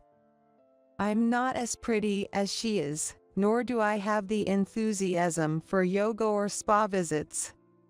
Sally, you always look so dowdy. Aren't you embarrassed to be such a country bumpkin? Mike was wealthy, so why didn't he marry someone more beautiful? She greets me with such insults and scrutinizes everything I wear as if appraising its value. What's with using a no-name brand bag at your age? And those shoes. How long have you had them? You were wearing them the last time we met, weren't you? Sloppy people can be spotted by their accessories, even if their clothes are decent. I can tell right away. Doesn't Mike buy you anything? He's not into material things, so if you ask, he'd probably buy them, right? I have enough bags and shoes, though not as many as my sister-in-law. If she calls me sloppy, so be it, but I've always been someone who doesn't shop much. In fact, I make it a point to throw away something old whenever I buy something new, so my house is rather Spartan. On anniversaries and birthdays, when asked by my husband if I wanted anything, I would without hesitation plan a trip. To me, objects can be bought anytime, but memories are priceless and irreplaceable. Now that my husband is gone, I'm glad I continued making that choice. Every time my sister-in-law made a snide comment, I would hint at this belief, but she would just scoff. Mike wasn't much to look at either, so in that sense, you were a good match, right? But grabbing such a man to marry must mean you were after his money, weren't you? No matter the insult, she always concluded with this. This is what troubles me about her. She insists I married my husband for his money and spreads this among relatives. Indeed, there were many women who approached my husband with that intent. He wasn't into gambling or nightlife, his only hobby was fishing, so I vividly remember being surprised by his savings when we got married. But I never had the intention to live lavishly off it. At that time, I too had a 20-year career with my company and had a decent amount of savings, not as much as my husband, but substantial.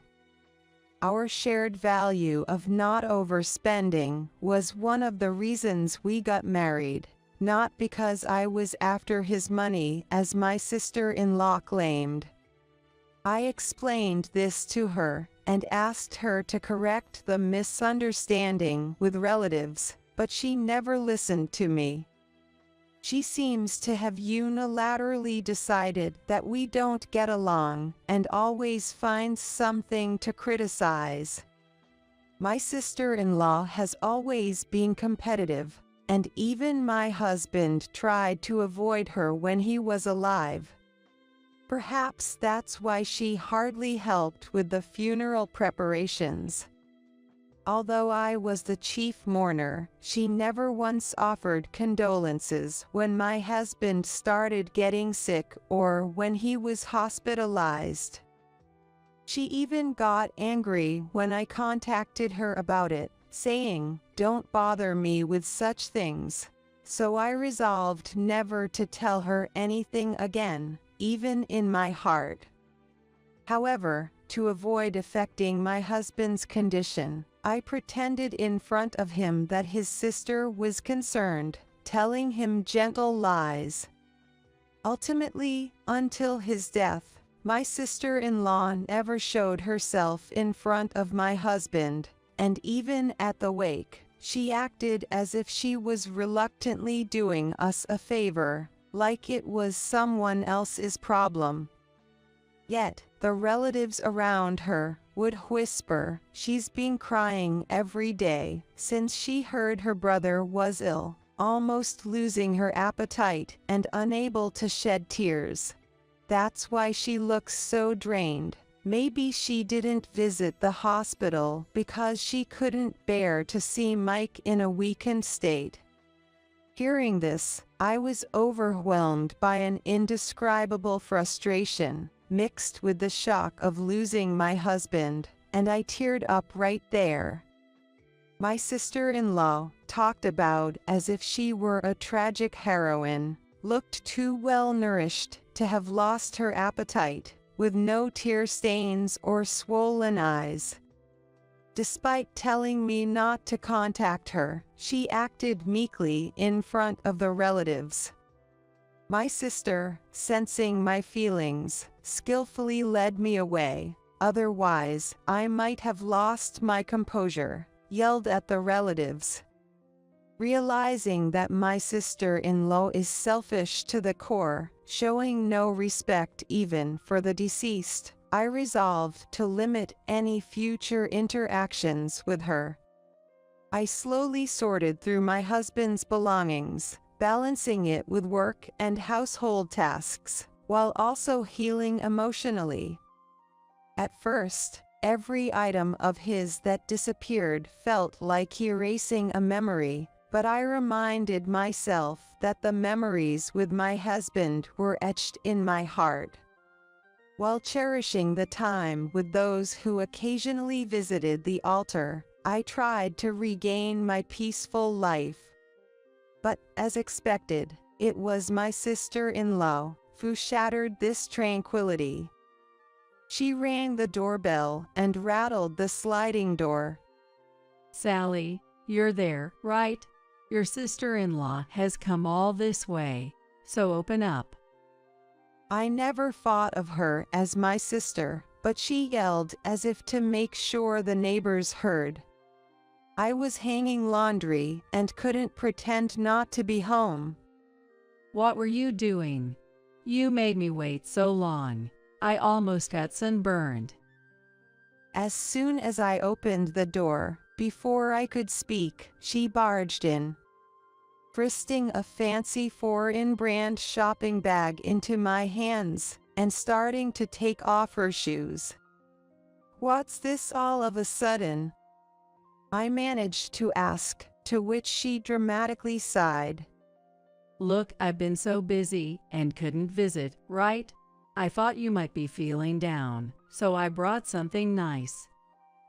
She snatched back the shopping bag she had handed me and began pulling out items while standing there. Jewelry, perfume, and fancy baked goods, none of which seemed appropriate for me. Did she really think I would be genuinely happy to receive these? Besides, my sister-in-law acted obnoxiously nice to me today. "I know I've been harsh to you, Sally, but you were the wife chosen by my only brother. I didn't want his wealth to fall into the hands of a gold digger. But seeing you at the funeral, I realized you were different. Only someone who truly loved Mike could shed so many tears and give a speech with disheveled hair, disregarding what others might think." She's not used to praising people, it seems. Even when trying to appease me, she comments on my appearance and actions. However, the way she looked at me seemed almost respectful, as if meeting someone she admired, infused with a certain passion. Despite my confusion over her abruptly changed demeanor, she continued to shower me with compliments. Feeling increasingly suffocated by the presence of someone whose true thoughts were inscrutable, I gently said, "I'm sorry, but I haven't settled the estate yet. The house isn't in a state for visitors, so perhaps you could just pay your respects to Mike." Then, with her usual cold gaze, she looked at me and shouted, "You really are oblivious. Do you think I came here just to see your gloomy faces?" "It's about the inheritance. Isn't that obvious? You shouldn't have to make me say it." "Excuse me." Confused by my sister-in-law's demanding gesture, palms up as if waiting to receive something, I was at a loss. "How long do you think I've waited? I have a pretty good idea of how much Mike earned, so I know roughly how much I should get from the inheritance. Even if you try to hoard it, Sally, it's futile. Hand it over now. If you think of deceiving, I'll call the lawyers and the police." The division of property is being handled by the lawyers, so there's no deceiving here. "Don't play dumb. I'm entitled to half of the inheritance. It's supposed to be split between you and me, right?" I tilted my head at my sister-in-law, who was screaming with her face beet red. I had heard from the lawyer that siblings of the deceased are entitled to a quarter of the estate, which is divided further if there are more siblings. Since my husband and his sister were the only siblings, she would normally receive a quarter of the money. However, my husband often spoke about this issue before he died, pondering what to do. No wonder, as his sister had mocked his looks since childhood, and along with their parents, who favored the beautiful sister, seemed to have bullied him. To prove them wrong, my husband studied hard, earned scholarships, worked part-time, attended a top-tier university, and secured a job at a major company, eventually becoming very successful. That was about all he shared about himself, indicating he must have had a tough life before. Indeed, anyone would be troubled by the thought of the estate passing to such a sister. I, having been consulted about this, urged that the final decision was his to make. I only learned of my husband's decision after he passed away. Unaware of all this, my sister-in-law changed her tone drastically. So you, just a wife, are going to take most of the inheritance. You're a money grubber too. I always thought it was suspicious, you marrying that plain man after turning 40. The only reason to spend a life with someone who has nothing but money is clear. Listening quietly, what about love? What about values? It's all just talk in the end. Give me half of my share right now, and I'll disappear. So hurry up. Her sweet words and gifts seemed aimed at wresting my inherited wealth. Given her constant antagonism, I had suspected some ulterior motive. Her loudly screaming at the entrance of the house, where my husband's altar stood, confirmed her extreme lack of morals. I wondered what my husband, listening quietly from heaven, would think, and told my sister-in-law to wait while I fetched a certain document. Her eyes lit up upon hearing this, saying things like, "You really are understanding, Sally, and let's go have some fancy French food with that money." I didn't respond to her pace, and brought the document from the back of the room to give to her. "Here, from Mike, this is for you." What I handed her was my husband's last letter, his will. Upon realizing this, she quickly unfolded the tri-folded paper and scanned through it. Her perfectly symmetrical eyebrows moved up and down, clearly showing her disturbance at the letter's content. What does this mean? I didn't know anything about this. Her ignorance was her own fault for never trying to see her brother. I almost spoke out, but she slumped down weakly, likely not to grasp my words. The will stated that my husband shall inherit all his property to me.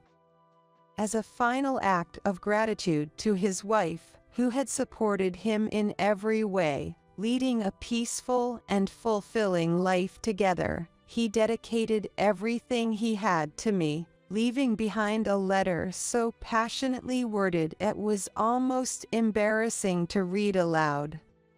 Reading this, I felt a warm surge of emotion, realizing that even in illness, my husband had thought of me, even though the main goal was to leave not a penny to his sister. In the end, there was absolutely no money left for the sister-in-law. The answer was clear, but my sister-in-law, staring into space, muttered, "What does this mean?" With her face pale, she was unresponsive to anything I said, so I almost had to force her out of the door and quickly locked it behind her. Through the door's window glass, I could faintly see her shadow swaying from side to side, dragging her body away. I thought she wouldn't bother me after reading the will, but to my dismay, she called me the next afternoon. I never thought you were such a vile person, Sally. You deceived me so well. Even over the phone, I could feel the intensity of her fury, giving me chills. But I hadn't done anything wrong, and I didn't deserve to be called wicked by her. I was about to respond, but she cut me off. You think you've got the upper hand by pushing me down. Well, too bad, because you're about to see your face twist in agony. This is your punishment for angering me. I won't forgive you even if you beg. I vaguely understood she was talking about the inheritance, but I had no idea what she meant by me feeling pain or begging. Silenced by confusion, she mistook my silence for fear and began to laugh loudly. See, it's too late for apologies. I'd love to see you now, but I'm busy. I've just secured an appointment with my lawyer. She boasted as if victorious, but I couldn't understand why she needed to see a lawyer or why she was telling me this. Instead of bothering me, she should just stick to her usual activities like yoga or spa treatments. I fought absent-mindedly. Then she yelled, "Don't you get the situation? Talking to you just frustrates me, which is bad for my beauty." I'm not satisfied with the estate division, so I'm preparing to file a complaint. I don't know if you and Mike schemed alone, but a wife taking all the inheritance is unheard of. It's against the law. You can't just show Mike's will and expect me to shut up. You don't have a shred of conscience to use your sick husband just for your own gain. I have a right to my inheritance, and I'm going to claim it. Apparently, she believed I was plotting to monopolize the inheritance. Thinking I had influenced Mike to write the will, I couldn't stay silent. "It's a waste of time for you." Mike personally handed that will to the lawyer. I only read it afterward, and I couldn't have tampered with it. Also, the lawyer said, "You have no claim to the inheritance, so I think it's best you don't bother, as they won't take your case seriously." Her voice grew louder, possibly infuriated by my calm response. What's with that tone? You won't be so composed for long. Just keep sitting pretty. I'm serious. I've called several times since yesterday and finally got an appointment. The lawyer must recognize my determination. They're on my side and can even get me compensation from you. With a villain-like line, "Remember this," she hung up the phone. I couldn't fathom why she called, as she wouldn't have listened to anything I said. Perhaps she thought the mention of a lawyer would unsettle me. Far from reflecting on not receiving a penny from her brother, she was determined to take it by any means, which was almost refreshing. Months passed without incident, and I managed to tidy up my husband's cluttered study. Gradually packing up, I left our home filled with memories of my husband. He had always wanted to retire to a quiet house in the suburbs, so I decided to fulfill that wish. I sold the house and land we lived in, and used the proceeds as a down payment to move to the area where my sister and her husband live. It's regrettable we couldn't do it while my husband was alive, but our dog Maya, who lived with us for over 10 years, was delighted with the new home.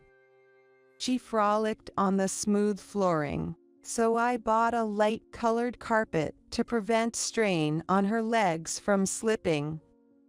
Letting go of our old home meant fewer possessions, but it also meant I could gradually create a more comfortable living space, which gave me something to look forward to.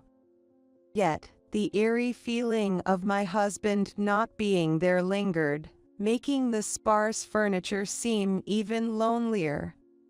Especially when Maya was asleep, I found myself lost in thought, though I knew it wasn't good for me. One day, my phone rang as if to interrupt my hazy feelings. I jumped up and picked up the phone without checking who was on the other end of the line. You're going to kick me to the bone, you pestilence. It was my sister-in-law. Her sudden yelling woke me up completely, but I still had no idea what she was on about. Sensing my silence, she continued without waiting for a response.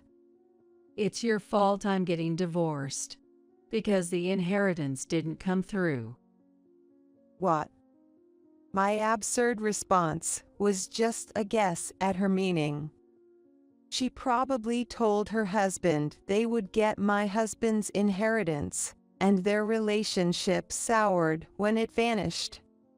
But to reach divorce over not getting an inheritance speaks volumes about the fragility of their marriage. It's not fair to dump their issues on me. Why don't you apologize instead of staying silent? Your fault we can't make ends meet. What am I supposed to do all by myself? You could get a job. You're still young, in your 50s. She fell silent after my calm reply. Maybe she was irritated by the words "just work," or maybe she was caught up in the term "in her 50s." Whatever the case, my sister-in-law needs to get her feet on the ground and accept reality. If you lived on your husband's salary, you shouldn't need the inheritance. Why the divorce? He was after Mike's wealth from the start. He said, "If we're not getting your brother's inheritance, you're useless to me. You're just a woman with good looks and money, decades spent together, all for nothing. I want my time back." It was an intense argument. Why should I be the one getting yelled at? He's the pitiful one, earning so little. I want my time back. I only met my sister-in-law's husband when they got engaged, and then at holiday family gatherings. Like her, he favored flashy brands and luxury cars, giving off a frivolous impression. Her comment about his low salary suggests they probably both relied on approaching others for money. They surely had no savings and must have been living off my brother-in-law's income. Given the luxury items both my sister-in-law and her husband flaunted, they had no right to complain, having indulged themselves with his money. He married her out of selfishness and a penchant for extravagance, so it was all his own doing. I even got turned away by the lawyer I consulted, who confirmed there was no inheritance for me. Everyone's against me, but you're the one I can't forgive. If you hadn't been around, none of this would have happened. My sister-in-law apparently went to her lawyer, even though I had called to stop her. As I said, it was a wasted opportunity and a red herring. Sally, you must have brainwashed my husband, right? He said he should have married someone like you. Why does your name come up in his words? You must have been seducing him behind my back. How does that even make sense? I don't even have your husband's contact information. Lies. My husband has never praised a plain woman like you before. You must have seduced him and had an affair. Confess, and I might forgive you if you give me the inheritance. How? This conversation is pointless. Overwhelmed by her absurd accusations, I ended the call. The house was already being demolished, and the land was sold, so her showing up would be futile. I hadn't shared my new address, so our chances of meeting were nearly non-existent. I immediately set up a call block, deciding to live peacefully from now on. About 6 months passed, and I adapted to life with my dog, Maya. I dined out once or twice a month with my sister and her husband, enjoying my days. Sometimes we ate in the room with my husband's altar, which he probably appreciated. Thanks to regular health checks, my recent medical exam showed no issues, and local shops provided convenience, leaving me with little worry. The only concern was a call from the social services a few months back. divorced and broke, my sister-in-law had applied for welfare. However, officials stated she couldn't receive it if she had family to assist, but relatives who once flattered her unanimously refused to help. Her lavish past was well known, leading to her isolation from family. Social services then contacted me, but given her past actions and motives, I felt no obligation to help. I don't care if she was on good terms with my husband before he died, but since she and her ex-husband joined forces and slipped up together, only looking for money, and did not even behave properly at the funeral, I have no right to do anything about it now. I hope that she will reflect on her actions and live her life, since she herself became addicted to money, even though she had always said that I was just after money. I don't know what happened after that. According to rumors, my sister-in-law got into trouble at the job she finally found and resigned in a flash. The neighbors of the house where my sister-in-law was living found out that her ex-husband was no longer around and moved out.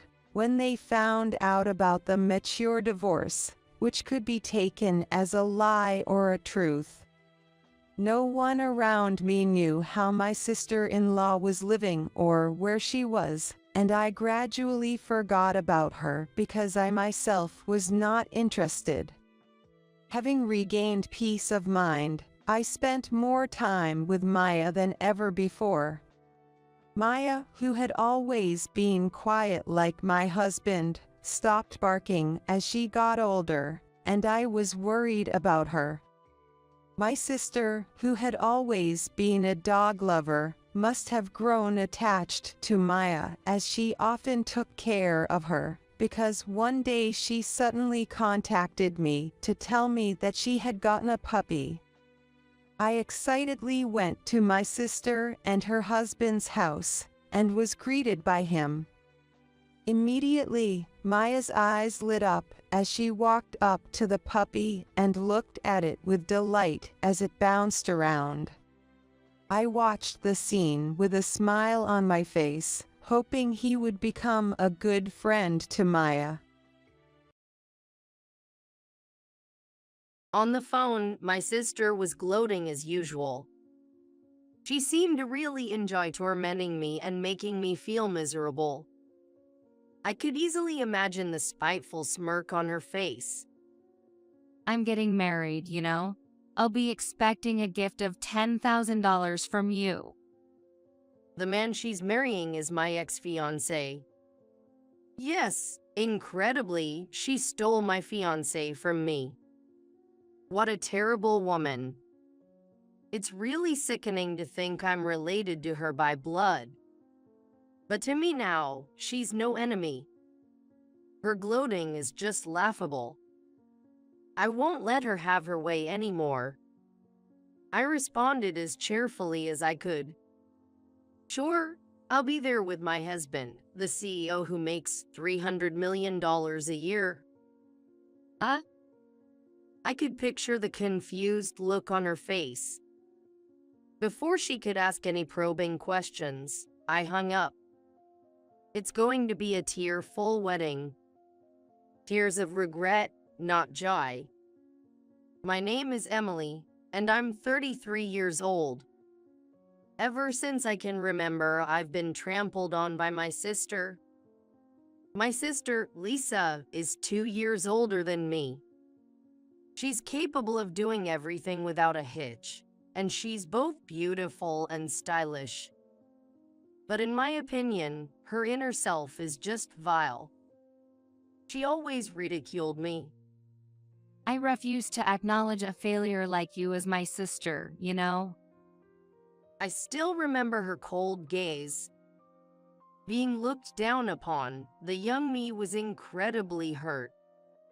I was always made to feel small because everything I did was criticized. Lisa standing tall and proud, and me with my back hunched. We were such contrasting sisters. There's no denying Lisa is pretty. Both our parents always fussed over her, the good-looking one.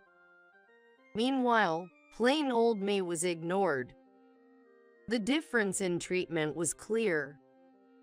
Looking back, it's like we were the very embodiment of light and shadow.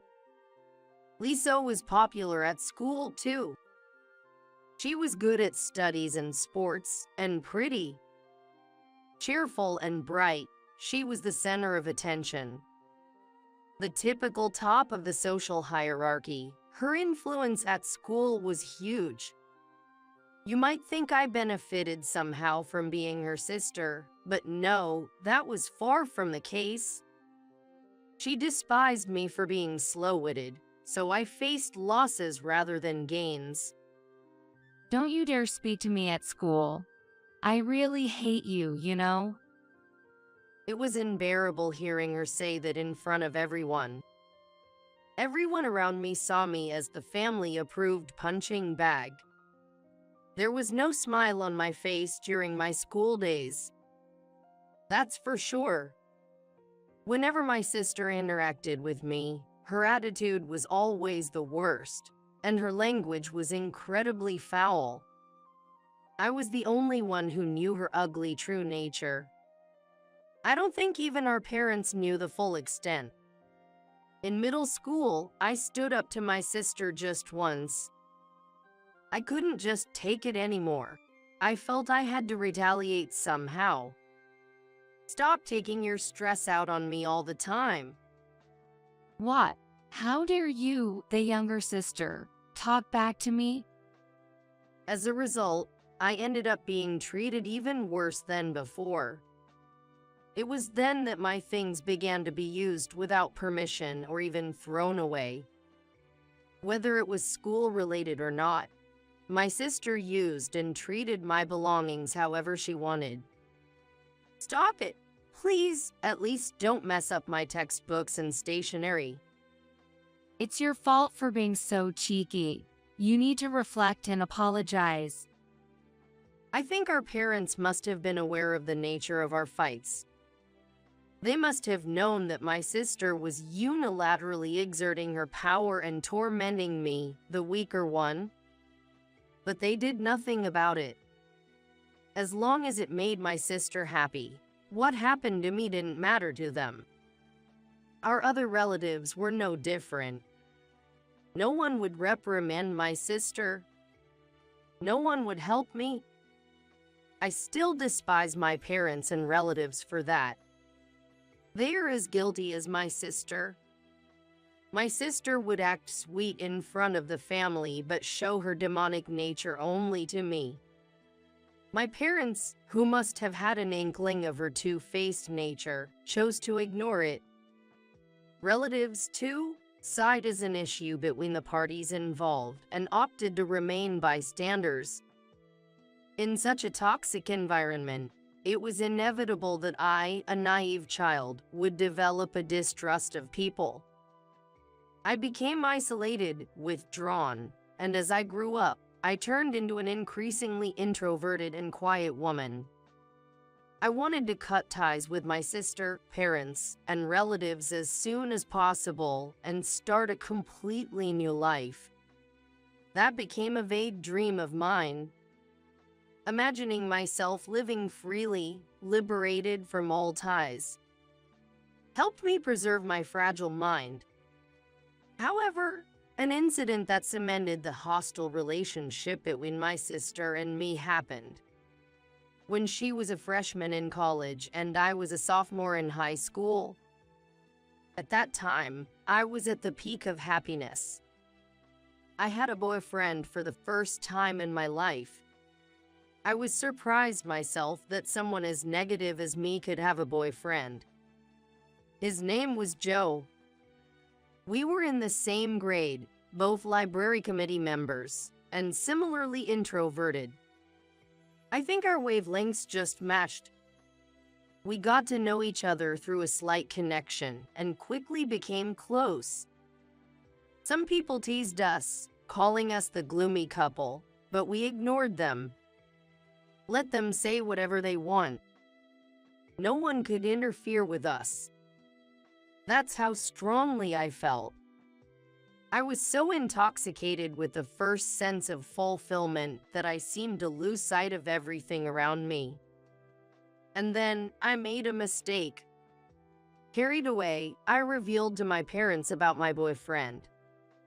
I've been dating a boy my age. His name is Joe. My parents always compared me to my sister, calling me slow and making fun of me. I wanted to prove to them that I could get a boyfriend too. There's no doubt that my heart was overflowing with such show-off feelings at the time. It might have been wrong of me. A while after summer vacation began, the daily messages from Joe suddenly stopped. What's wrong? Did something happen? I asked in emails, but there was no reply. Normally, you would check with mutual friends in such a situation. But unfortunately, we didn't have any. I didn't have the courage to visit his house either. Exactly 2 weeks after the communication ceased, Joe emailed me saying goodbye. It wasn't a joke. I couldn't just accept being broken up with without knowing why. I called him to find out why he suddenly wanted to break up. Please tell me the reason. I can't accept this without understanding why. Joe just kept repeating, I'm really sorry. In the end, I never got a detailed explanation.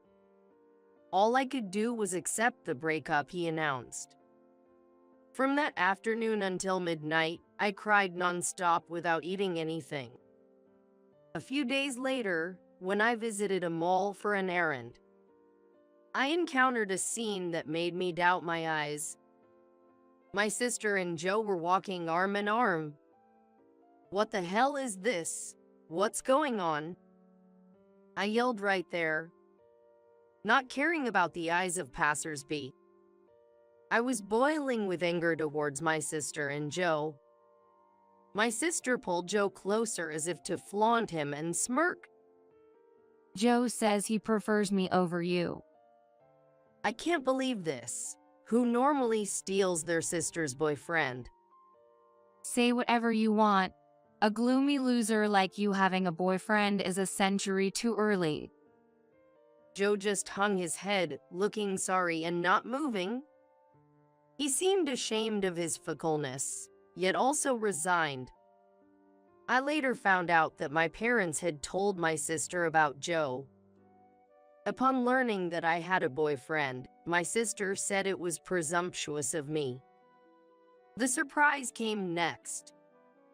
During her summer break from college, my sister approached Joe multiple times. Joe, tempted by my experienced sister, quickly fell into her hands. Well, we'll take our leave then. Being alone suits you better. I was overwhelmed with rage.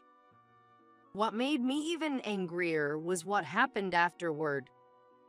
The day after we met at the mall, my sister dumped Joe. I think she felt satisfied with the harassment she inflicted on me and no longer needed him. Joe called me wanting to meet and apologize in person, saying he wanted to start over.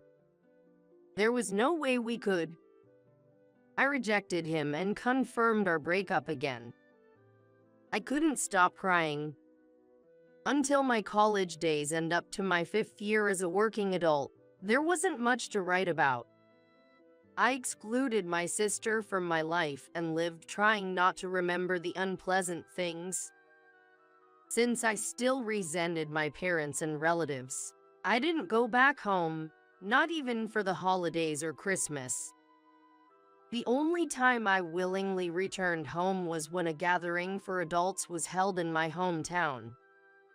I had resolved never to set foot there again after that event. At the time, my sister was a senior in college, enjoying her last year to the fullest. She came back at the same time as me and got drunk, rambling on and on. My current boyfriend is the worst. Can you believe he's cheating on me, even though he has me? The world is vast, and there are always better people out there. It seemed there were many women at university prettier than my sister. She vented her frustration about not always being the top until she was satisfied. I got my second boyfriend when I became comfortable with my job and had some breathing space in life. We met through a friend's introduction. His name was Tyler, an elite banker. Both my parents are bankers, so I guess I'm a thoroughbred. Saying that he liked curious-looking women like me. He always made me feel good.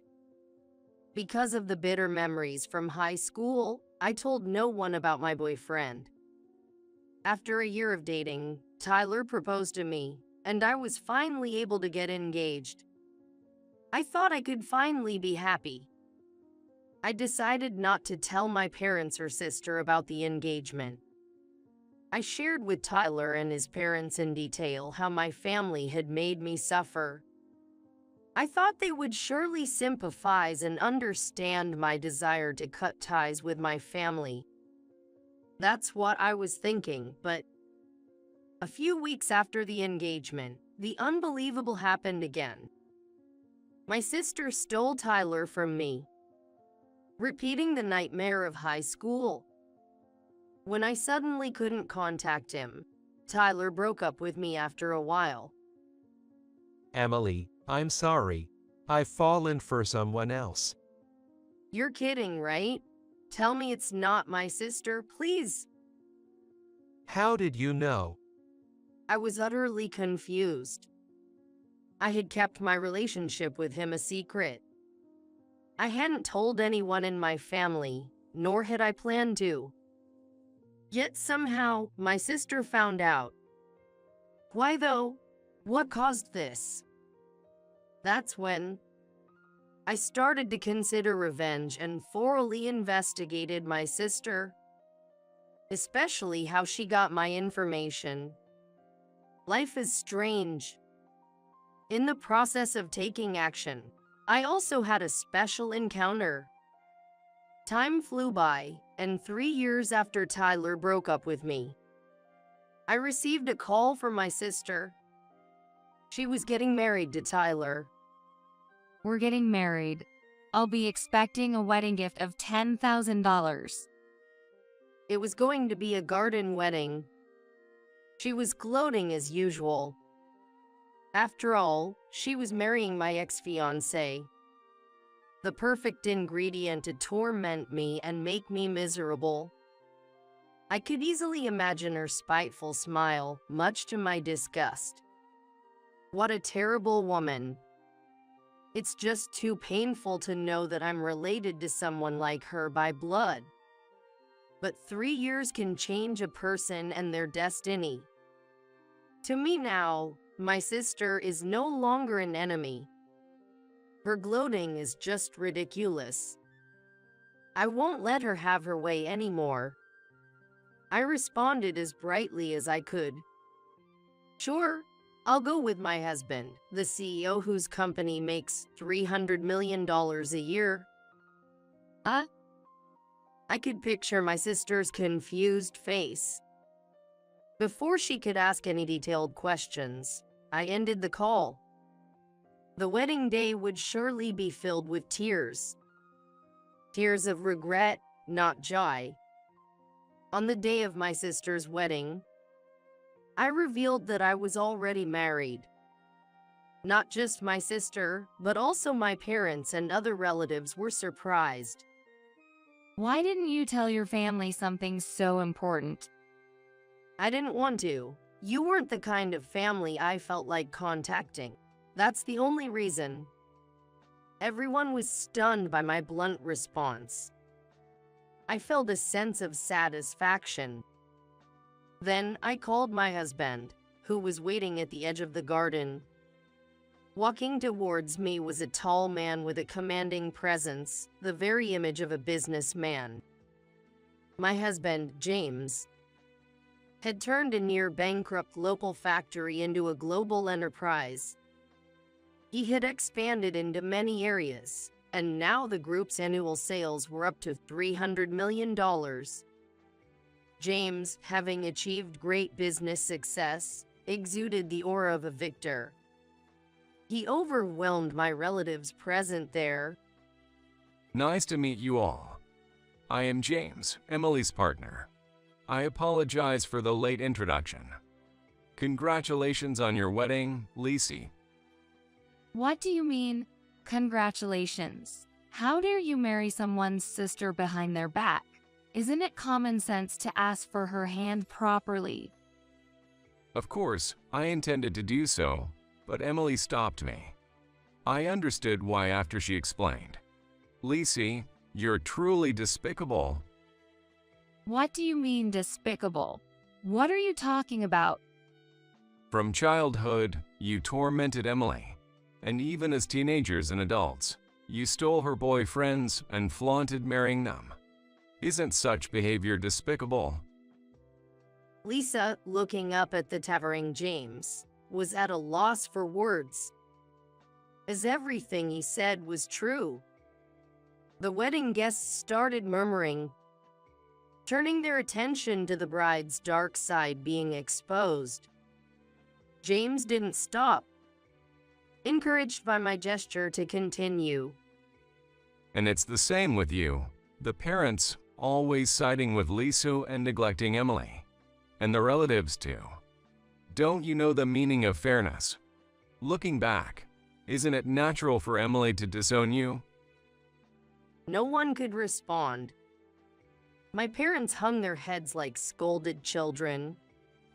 Despite being much older than James, then Tyler, the man who was my fiancé until 3 years ago, approached, having been seduced by Lisa to leave me, an elite banker. When he realized James was speaking, Tyler started to grovel. James, what brings you here? Today is my wedding. Hey Tyler. I know, congratulations. Your wife told mine to bring a $10,000 wedding gift. I wanted to see what kind of woman would say such a thing. What, Lisa, you did? And wife, James's wife, could it be? Tyler looked back and forth between me and James, bewildered. When I nodded in affirmation, Tyler's mouth hung open in shock. So Tyler, James, a top executive of a major corporation, was someone he could not afford to displease. Discovering that the woman he discarded had married such an influential person naturally threw him off balance. James, on my behalf, continued to sternly address Tyler, who was visibly flustered. We always appreciate the services of your bank, and you've had your share of troubles dealing with us. But Tyler, it's pretty low of you, isn't it? Low, you say? You were engaged to Emily, right? Yet you chose her sister over her. Didn't you feel any remorse towards Emily? And to invite her to your wedding, that's in poor taste, to say the least. I never thought you were that kind of person. No, it's not like that. I was against inviting Emily, but... Save your excuses. I don't want to entrust our group's finances to a bank that employs such unprincipled people. I'm considering changing our main bank. Tell that to your president from me. Please, not that. I can't make such a report. Tyler was prostrating before James, begging for forgiveness. A pitiful sight for one of the day's main characters. Seeing her partner in such a state, my sister trembled. Not enough. This won't settle it. I didn't let up. Wait, James. In a way, Tyler is also a victim. The real culprit is my sister, right, Tyler? You felt sorry for me and suggested not inviting me to the wedding, but she insisted. Isn't that right? Yes, exactly. Lisa went ahead with her plans, saying she wanted to harass Emily to the end. I tried to stop her. It was terrible. Tyler, how can you say that? You're making me out to be the villain. I'm just stating the facts. You had such a malicious look on your face back then. Just as I intended, the newly vowed couple started to bicker in the chapel. I raised my voice so the surrounding relatives could hear. That's her true nature. Since we were kids, she's been mean to me, spouting abusive words and stealing my boyfriends. Yet, she was adored by everyone around her. I continued exposing the harsh truth about my sister, her two-faced nature, how she commanded me not to speak to her in public, her overt disdain, her theft and misuse of my belongings, and how she even sold some of them. I didn't want to recall it, but I recounted how she stole my first boyfriend in high school. The day after flaunting her relationship with that boyfriend, she dumped him. She was done harassing me, so he was no longer of use to her. Be careful, Tyler, not to meet the same fate. It's not like that. There was another reason we broke up. I can't remember right now, but it wasn't because the harassment was over. My sister frantically tried to defend herself, but no one believed her. The atmosphere was telling. I could also tell from everyone's expressions. They were appalled. The garden wedding had turned into an away game for the bride. Right? You can't just dump Tyler. Marrying an elite banker isn't something anyone can easily do. I was devastated 3 years ago. Do you understand how it feels to have your fiancé stolen, sister? Probably not. It's your fault for being slow-witted. Really? I don't think so. It's much worse to secretly approach and steal your sister's fiancé. Oh, I get it. You don't realize you're doing something wrong. That's why you can do such things so easily. Emily, enough already. Who should be saying enough? Stop messing up people's lives. I've done my research, you know. Sister, you were always chasing after other people's men in college, garnering plenty of resentment, right? My sister stepped back, unnerved. She was scared, not knowing how much I knew. I was aware of almost everything about her college life, which is just as I touched upon a moment ago. How she repeatedly seduced and stole other women's boyfriends, earning nicknames like Crusher or Maneater. The dark side of a beautiful, academically successful college student. It reveals her hidden nature. Such a dishonorable reputation. You stole people's boyfriends to affirm your own attractiveness, right? You wanted to bask in a sense of superiority and then discarded them quickly. What you did was despicable, wrong, and shameful. As your sister, I'm embarrassed. Stop. Don't make things up. Making things up. You're the one lying. I told you, I've done thorough research. I met with each victim personally and heard their stories. Remember Ashley, Monica, Yolanda, Heather, Rachel, and Rose? They all had their boyfriends stolen by you, and they still resent you to this day. When I named these specific individuals, my sister's complexion changed. She realized her excuses were futile, having been relentlessly counted by the sister she always looked down upon. Now she was utterly deflated. Neither our parents, relatives, nor the wedding staff could stop me. Even if they tried, James intervened. Feeling it was time, I decided to deliver the final blow to my devastated sister. By the way, how did you find out about my engagement with Tyler 3 years ago? I didn't tell anyone. As James mentioned earlier, I despised everyone, so I had no intention of sharing even after getting married. Tyler and his parents understood that. Well, someone told me. Who was it? When I was in high school, it was our parents who informed you about my boyfriend, right? You interfered, saying I was too presumptuous. But it's different now. I haven't told anyone in our family. No one I met after starting work had any connection to my sister. Yet, she knew about my engagement with Tyler and meddled. Who told you? Who enabled this? I pressed on. I don't know. I can remember. Does it matter right now? It matters a lot. Lisa, lying only makes things worse. Just be honest. No one informed you about me and Tyler, right? So how did you find out? What? What are you trying to say? I turned my smartphone screen toward my sister for everyone to see. Displayed was an image of her and a scene of her entering my room without permission. She turned pale and froze in shock. Surprised, I thoroughly investigated how my relationship with Tyler back then came to light. I considered all possibilities and found it. Lisa, you planted a bug in my room. That's why you knew everything. Bugging? No way. Lisa, did you bug your own sister? Her breathing became erratic, and she began shaking her head in denial. She seemed to have an expression that didn't want to admit anything. It's no lie. You would do anything to outdo me and make me miserable. You probably took the key to my room without permission when I visited home once for a gathering. That's why you could come and go as you pleased.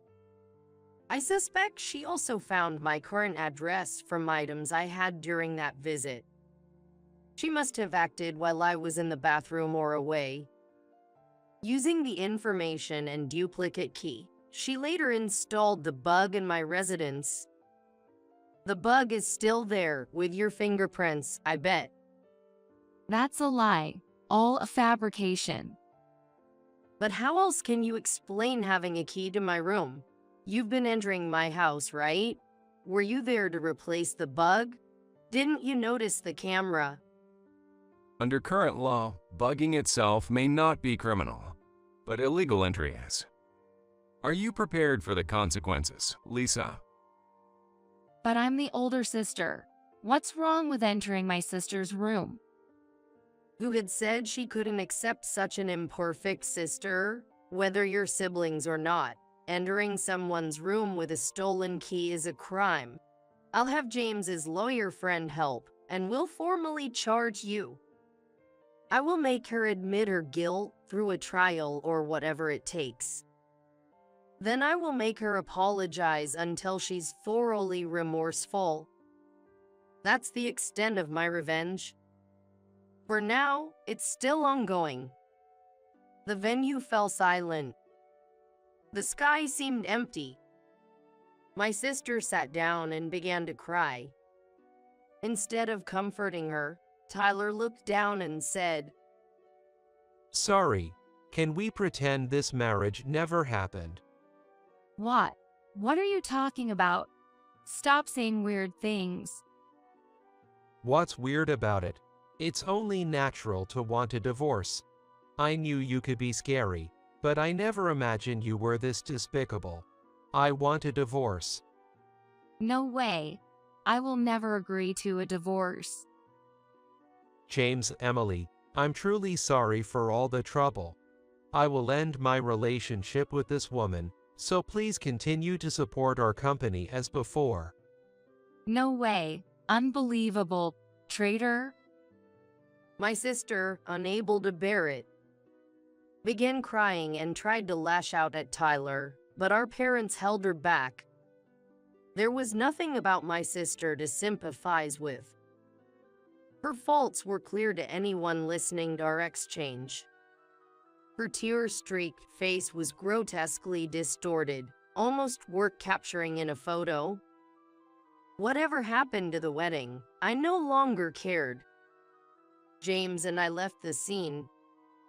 Later, James received a call from Tyler, who managed to finalize the divorce from my sister.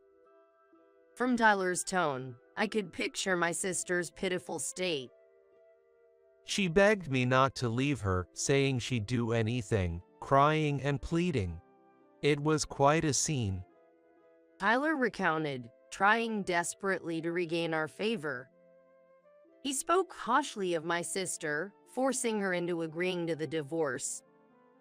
She had brought it upon herself. Frankly, afterward, I sued my sister for trespassing and sought damages for emotional distress. She had worked at a trading company, but the bugging and divorce scandal became known at her workplace, making her position untenable.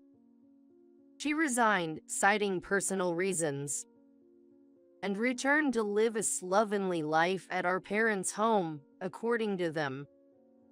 Prompted by relatives, my parents apologized for their past behavior, regretting their preferential treatment of my sister and neglect of me.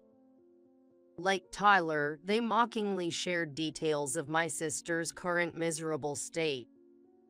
She couldn't adjust to a lower standard of living, wasting money despite being jobless, rapidly depleting her savings, and resorting to begging our parents for money.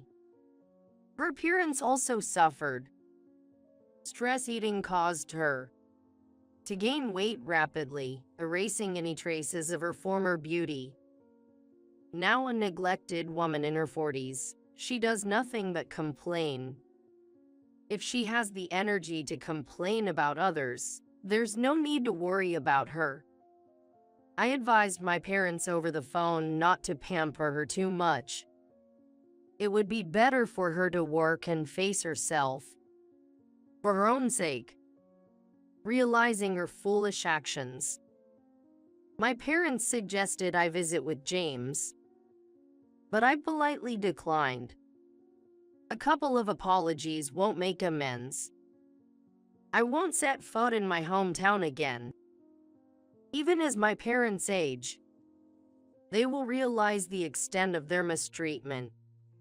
They can spend their twilight years regretting and reflecting with their unworthy eldest daughter. Then, I ended the call. I now feel content in my life with James, feeling cherished in a happy marriage.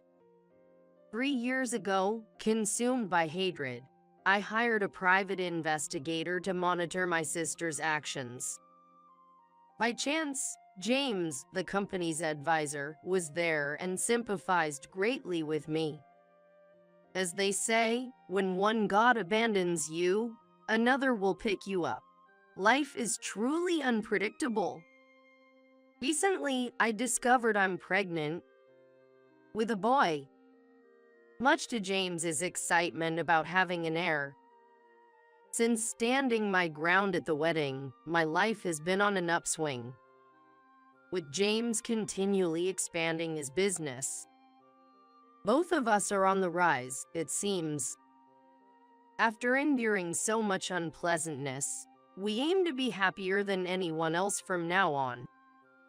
For that reason, I'm committed to staying as positive as possible.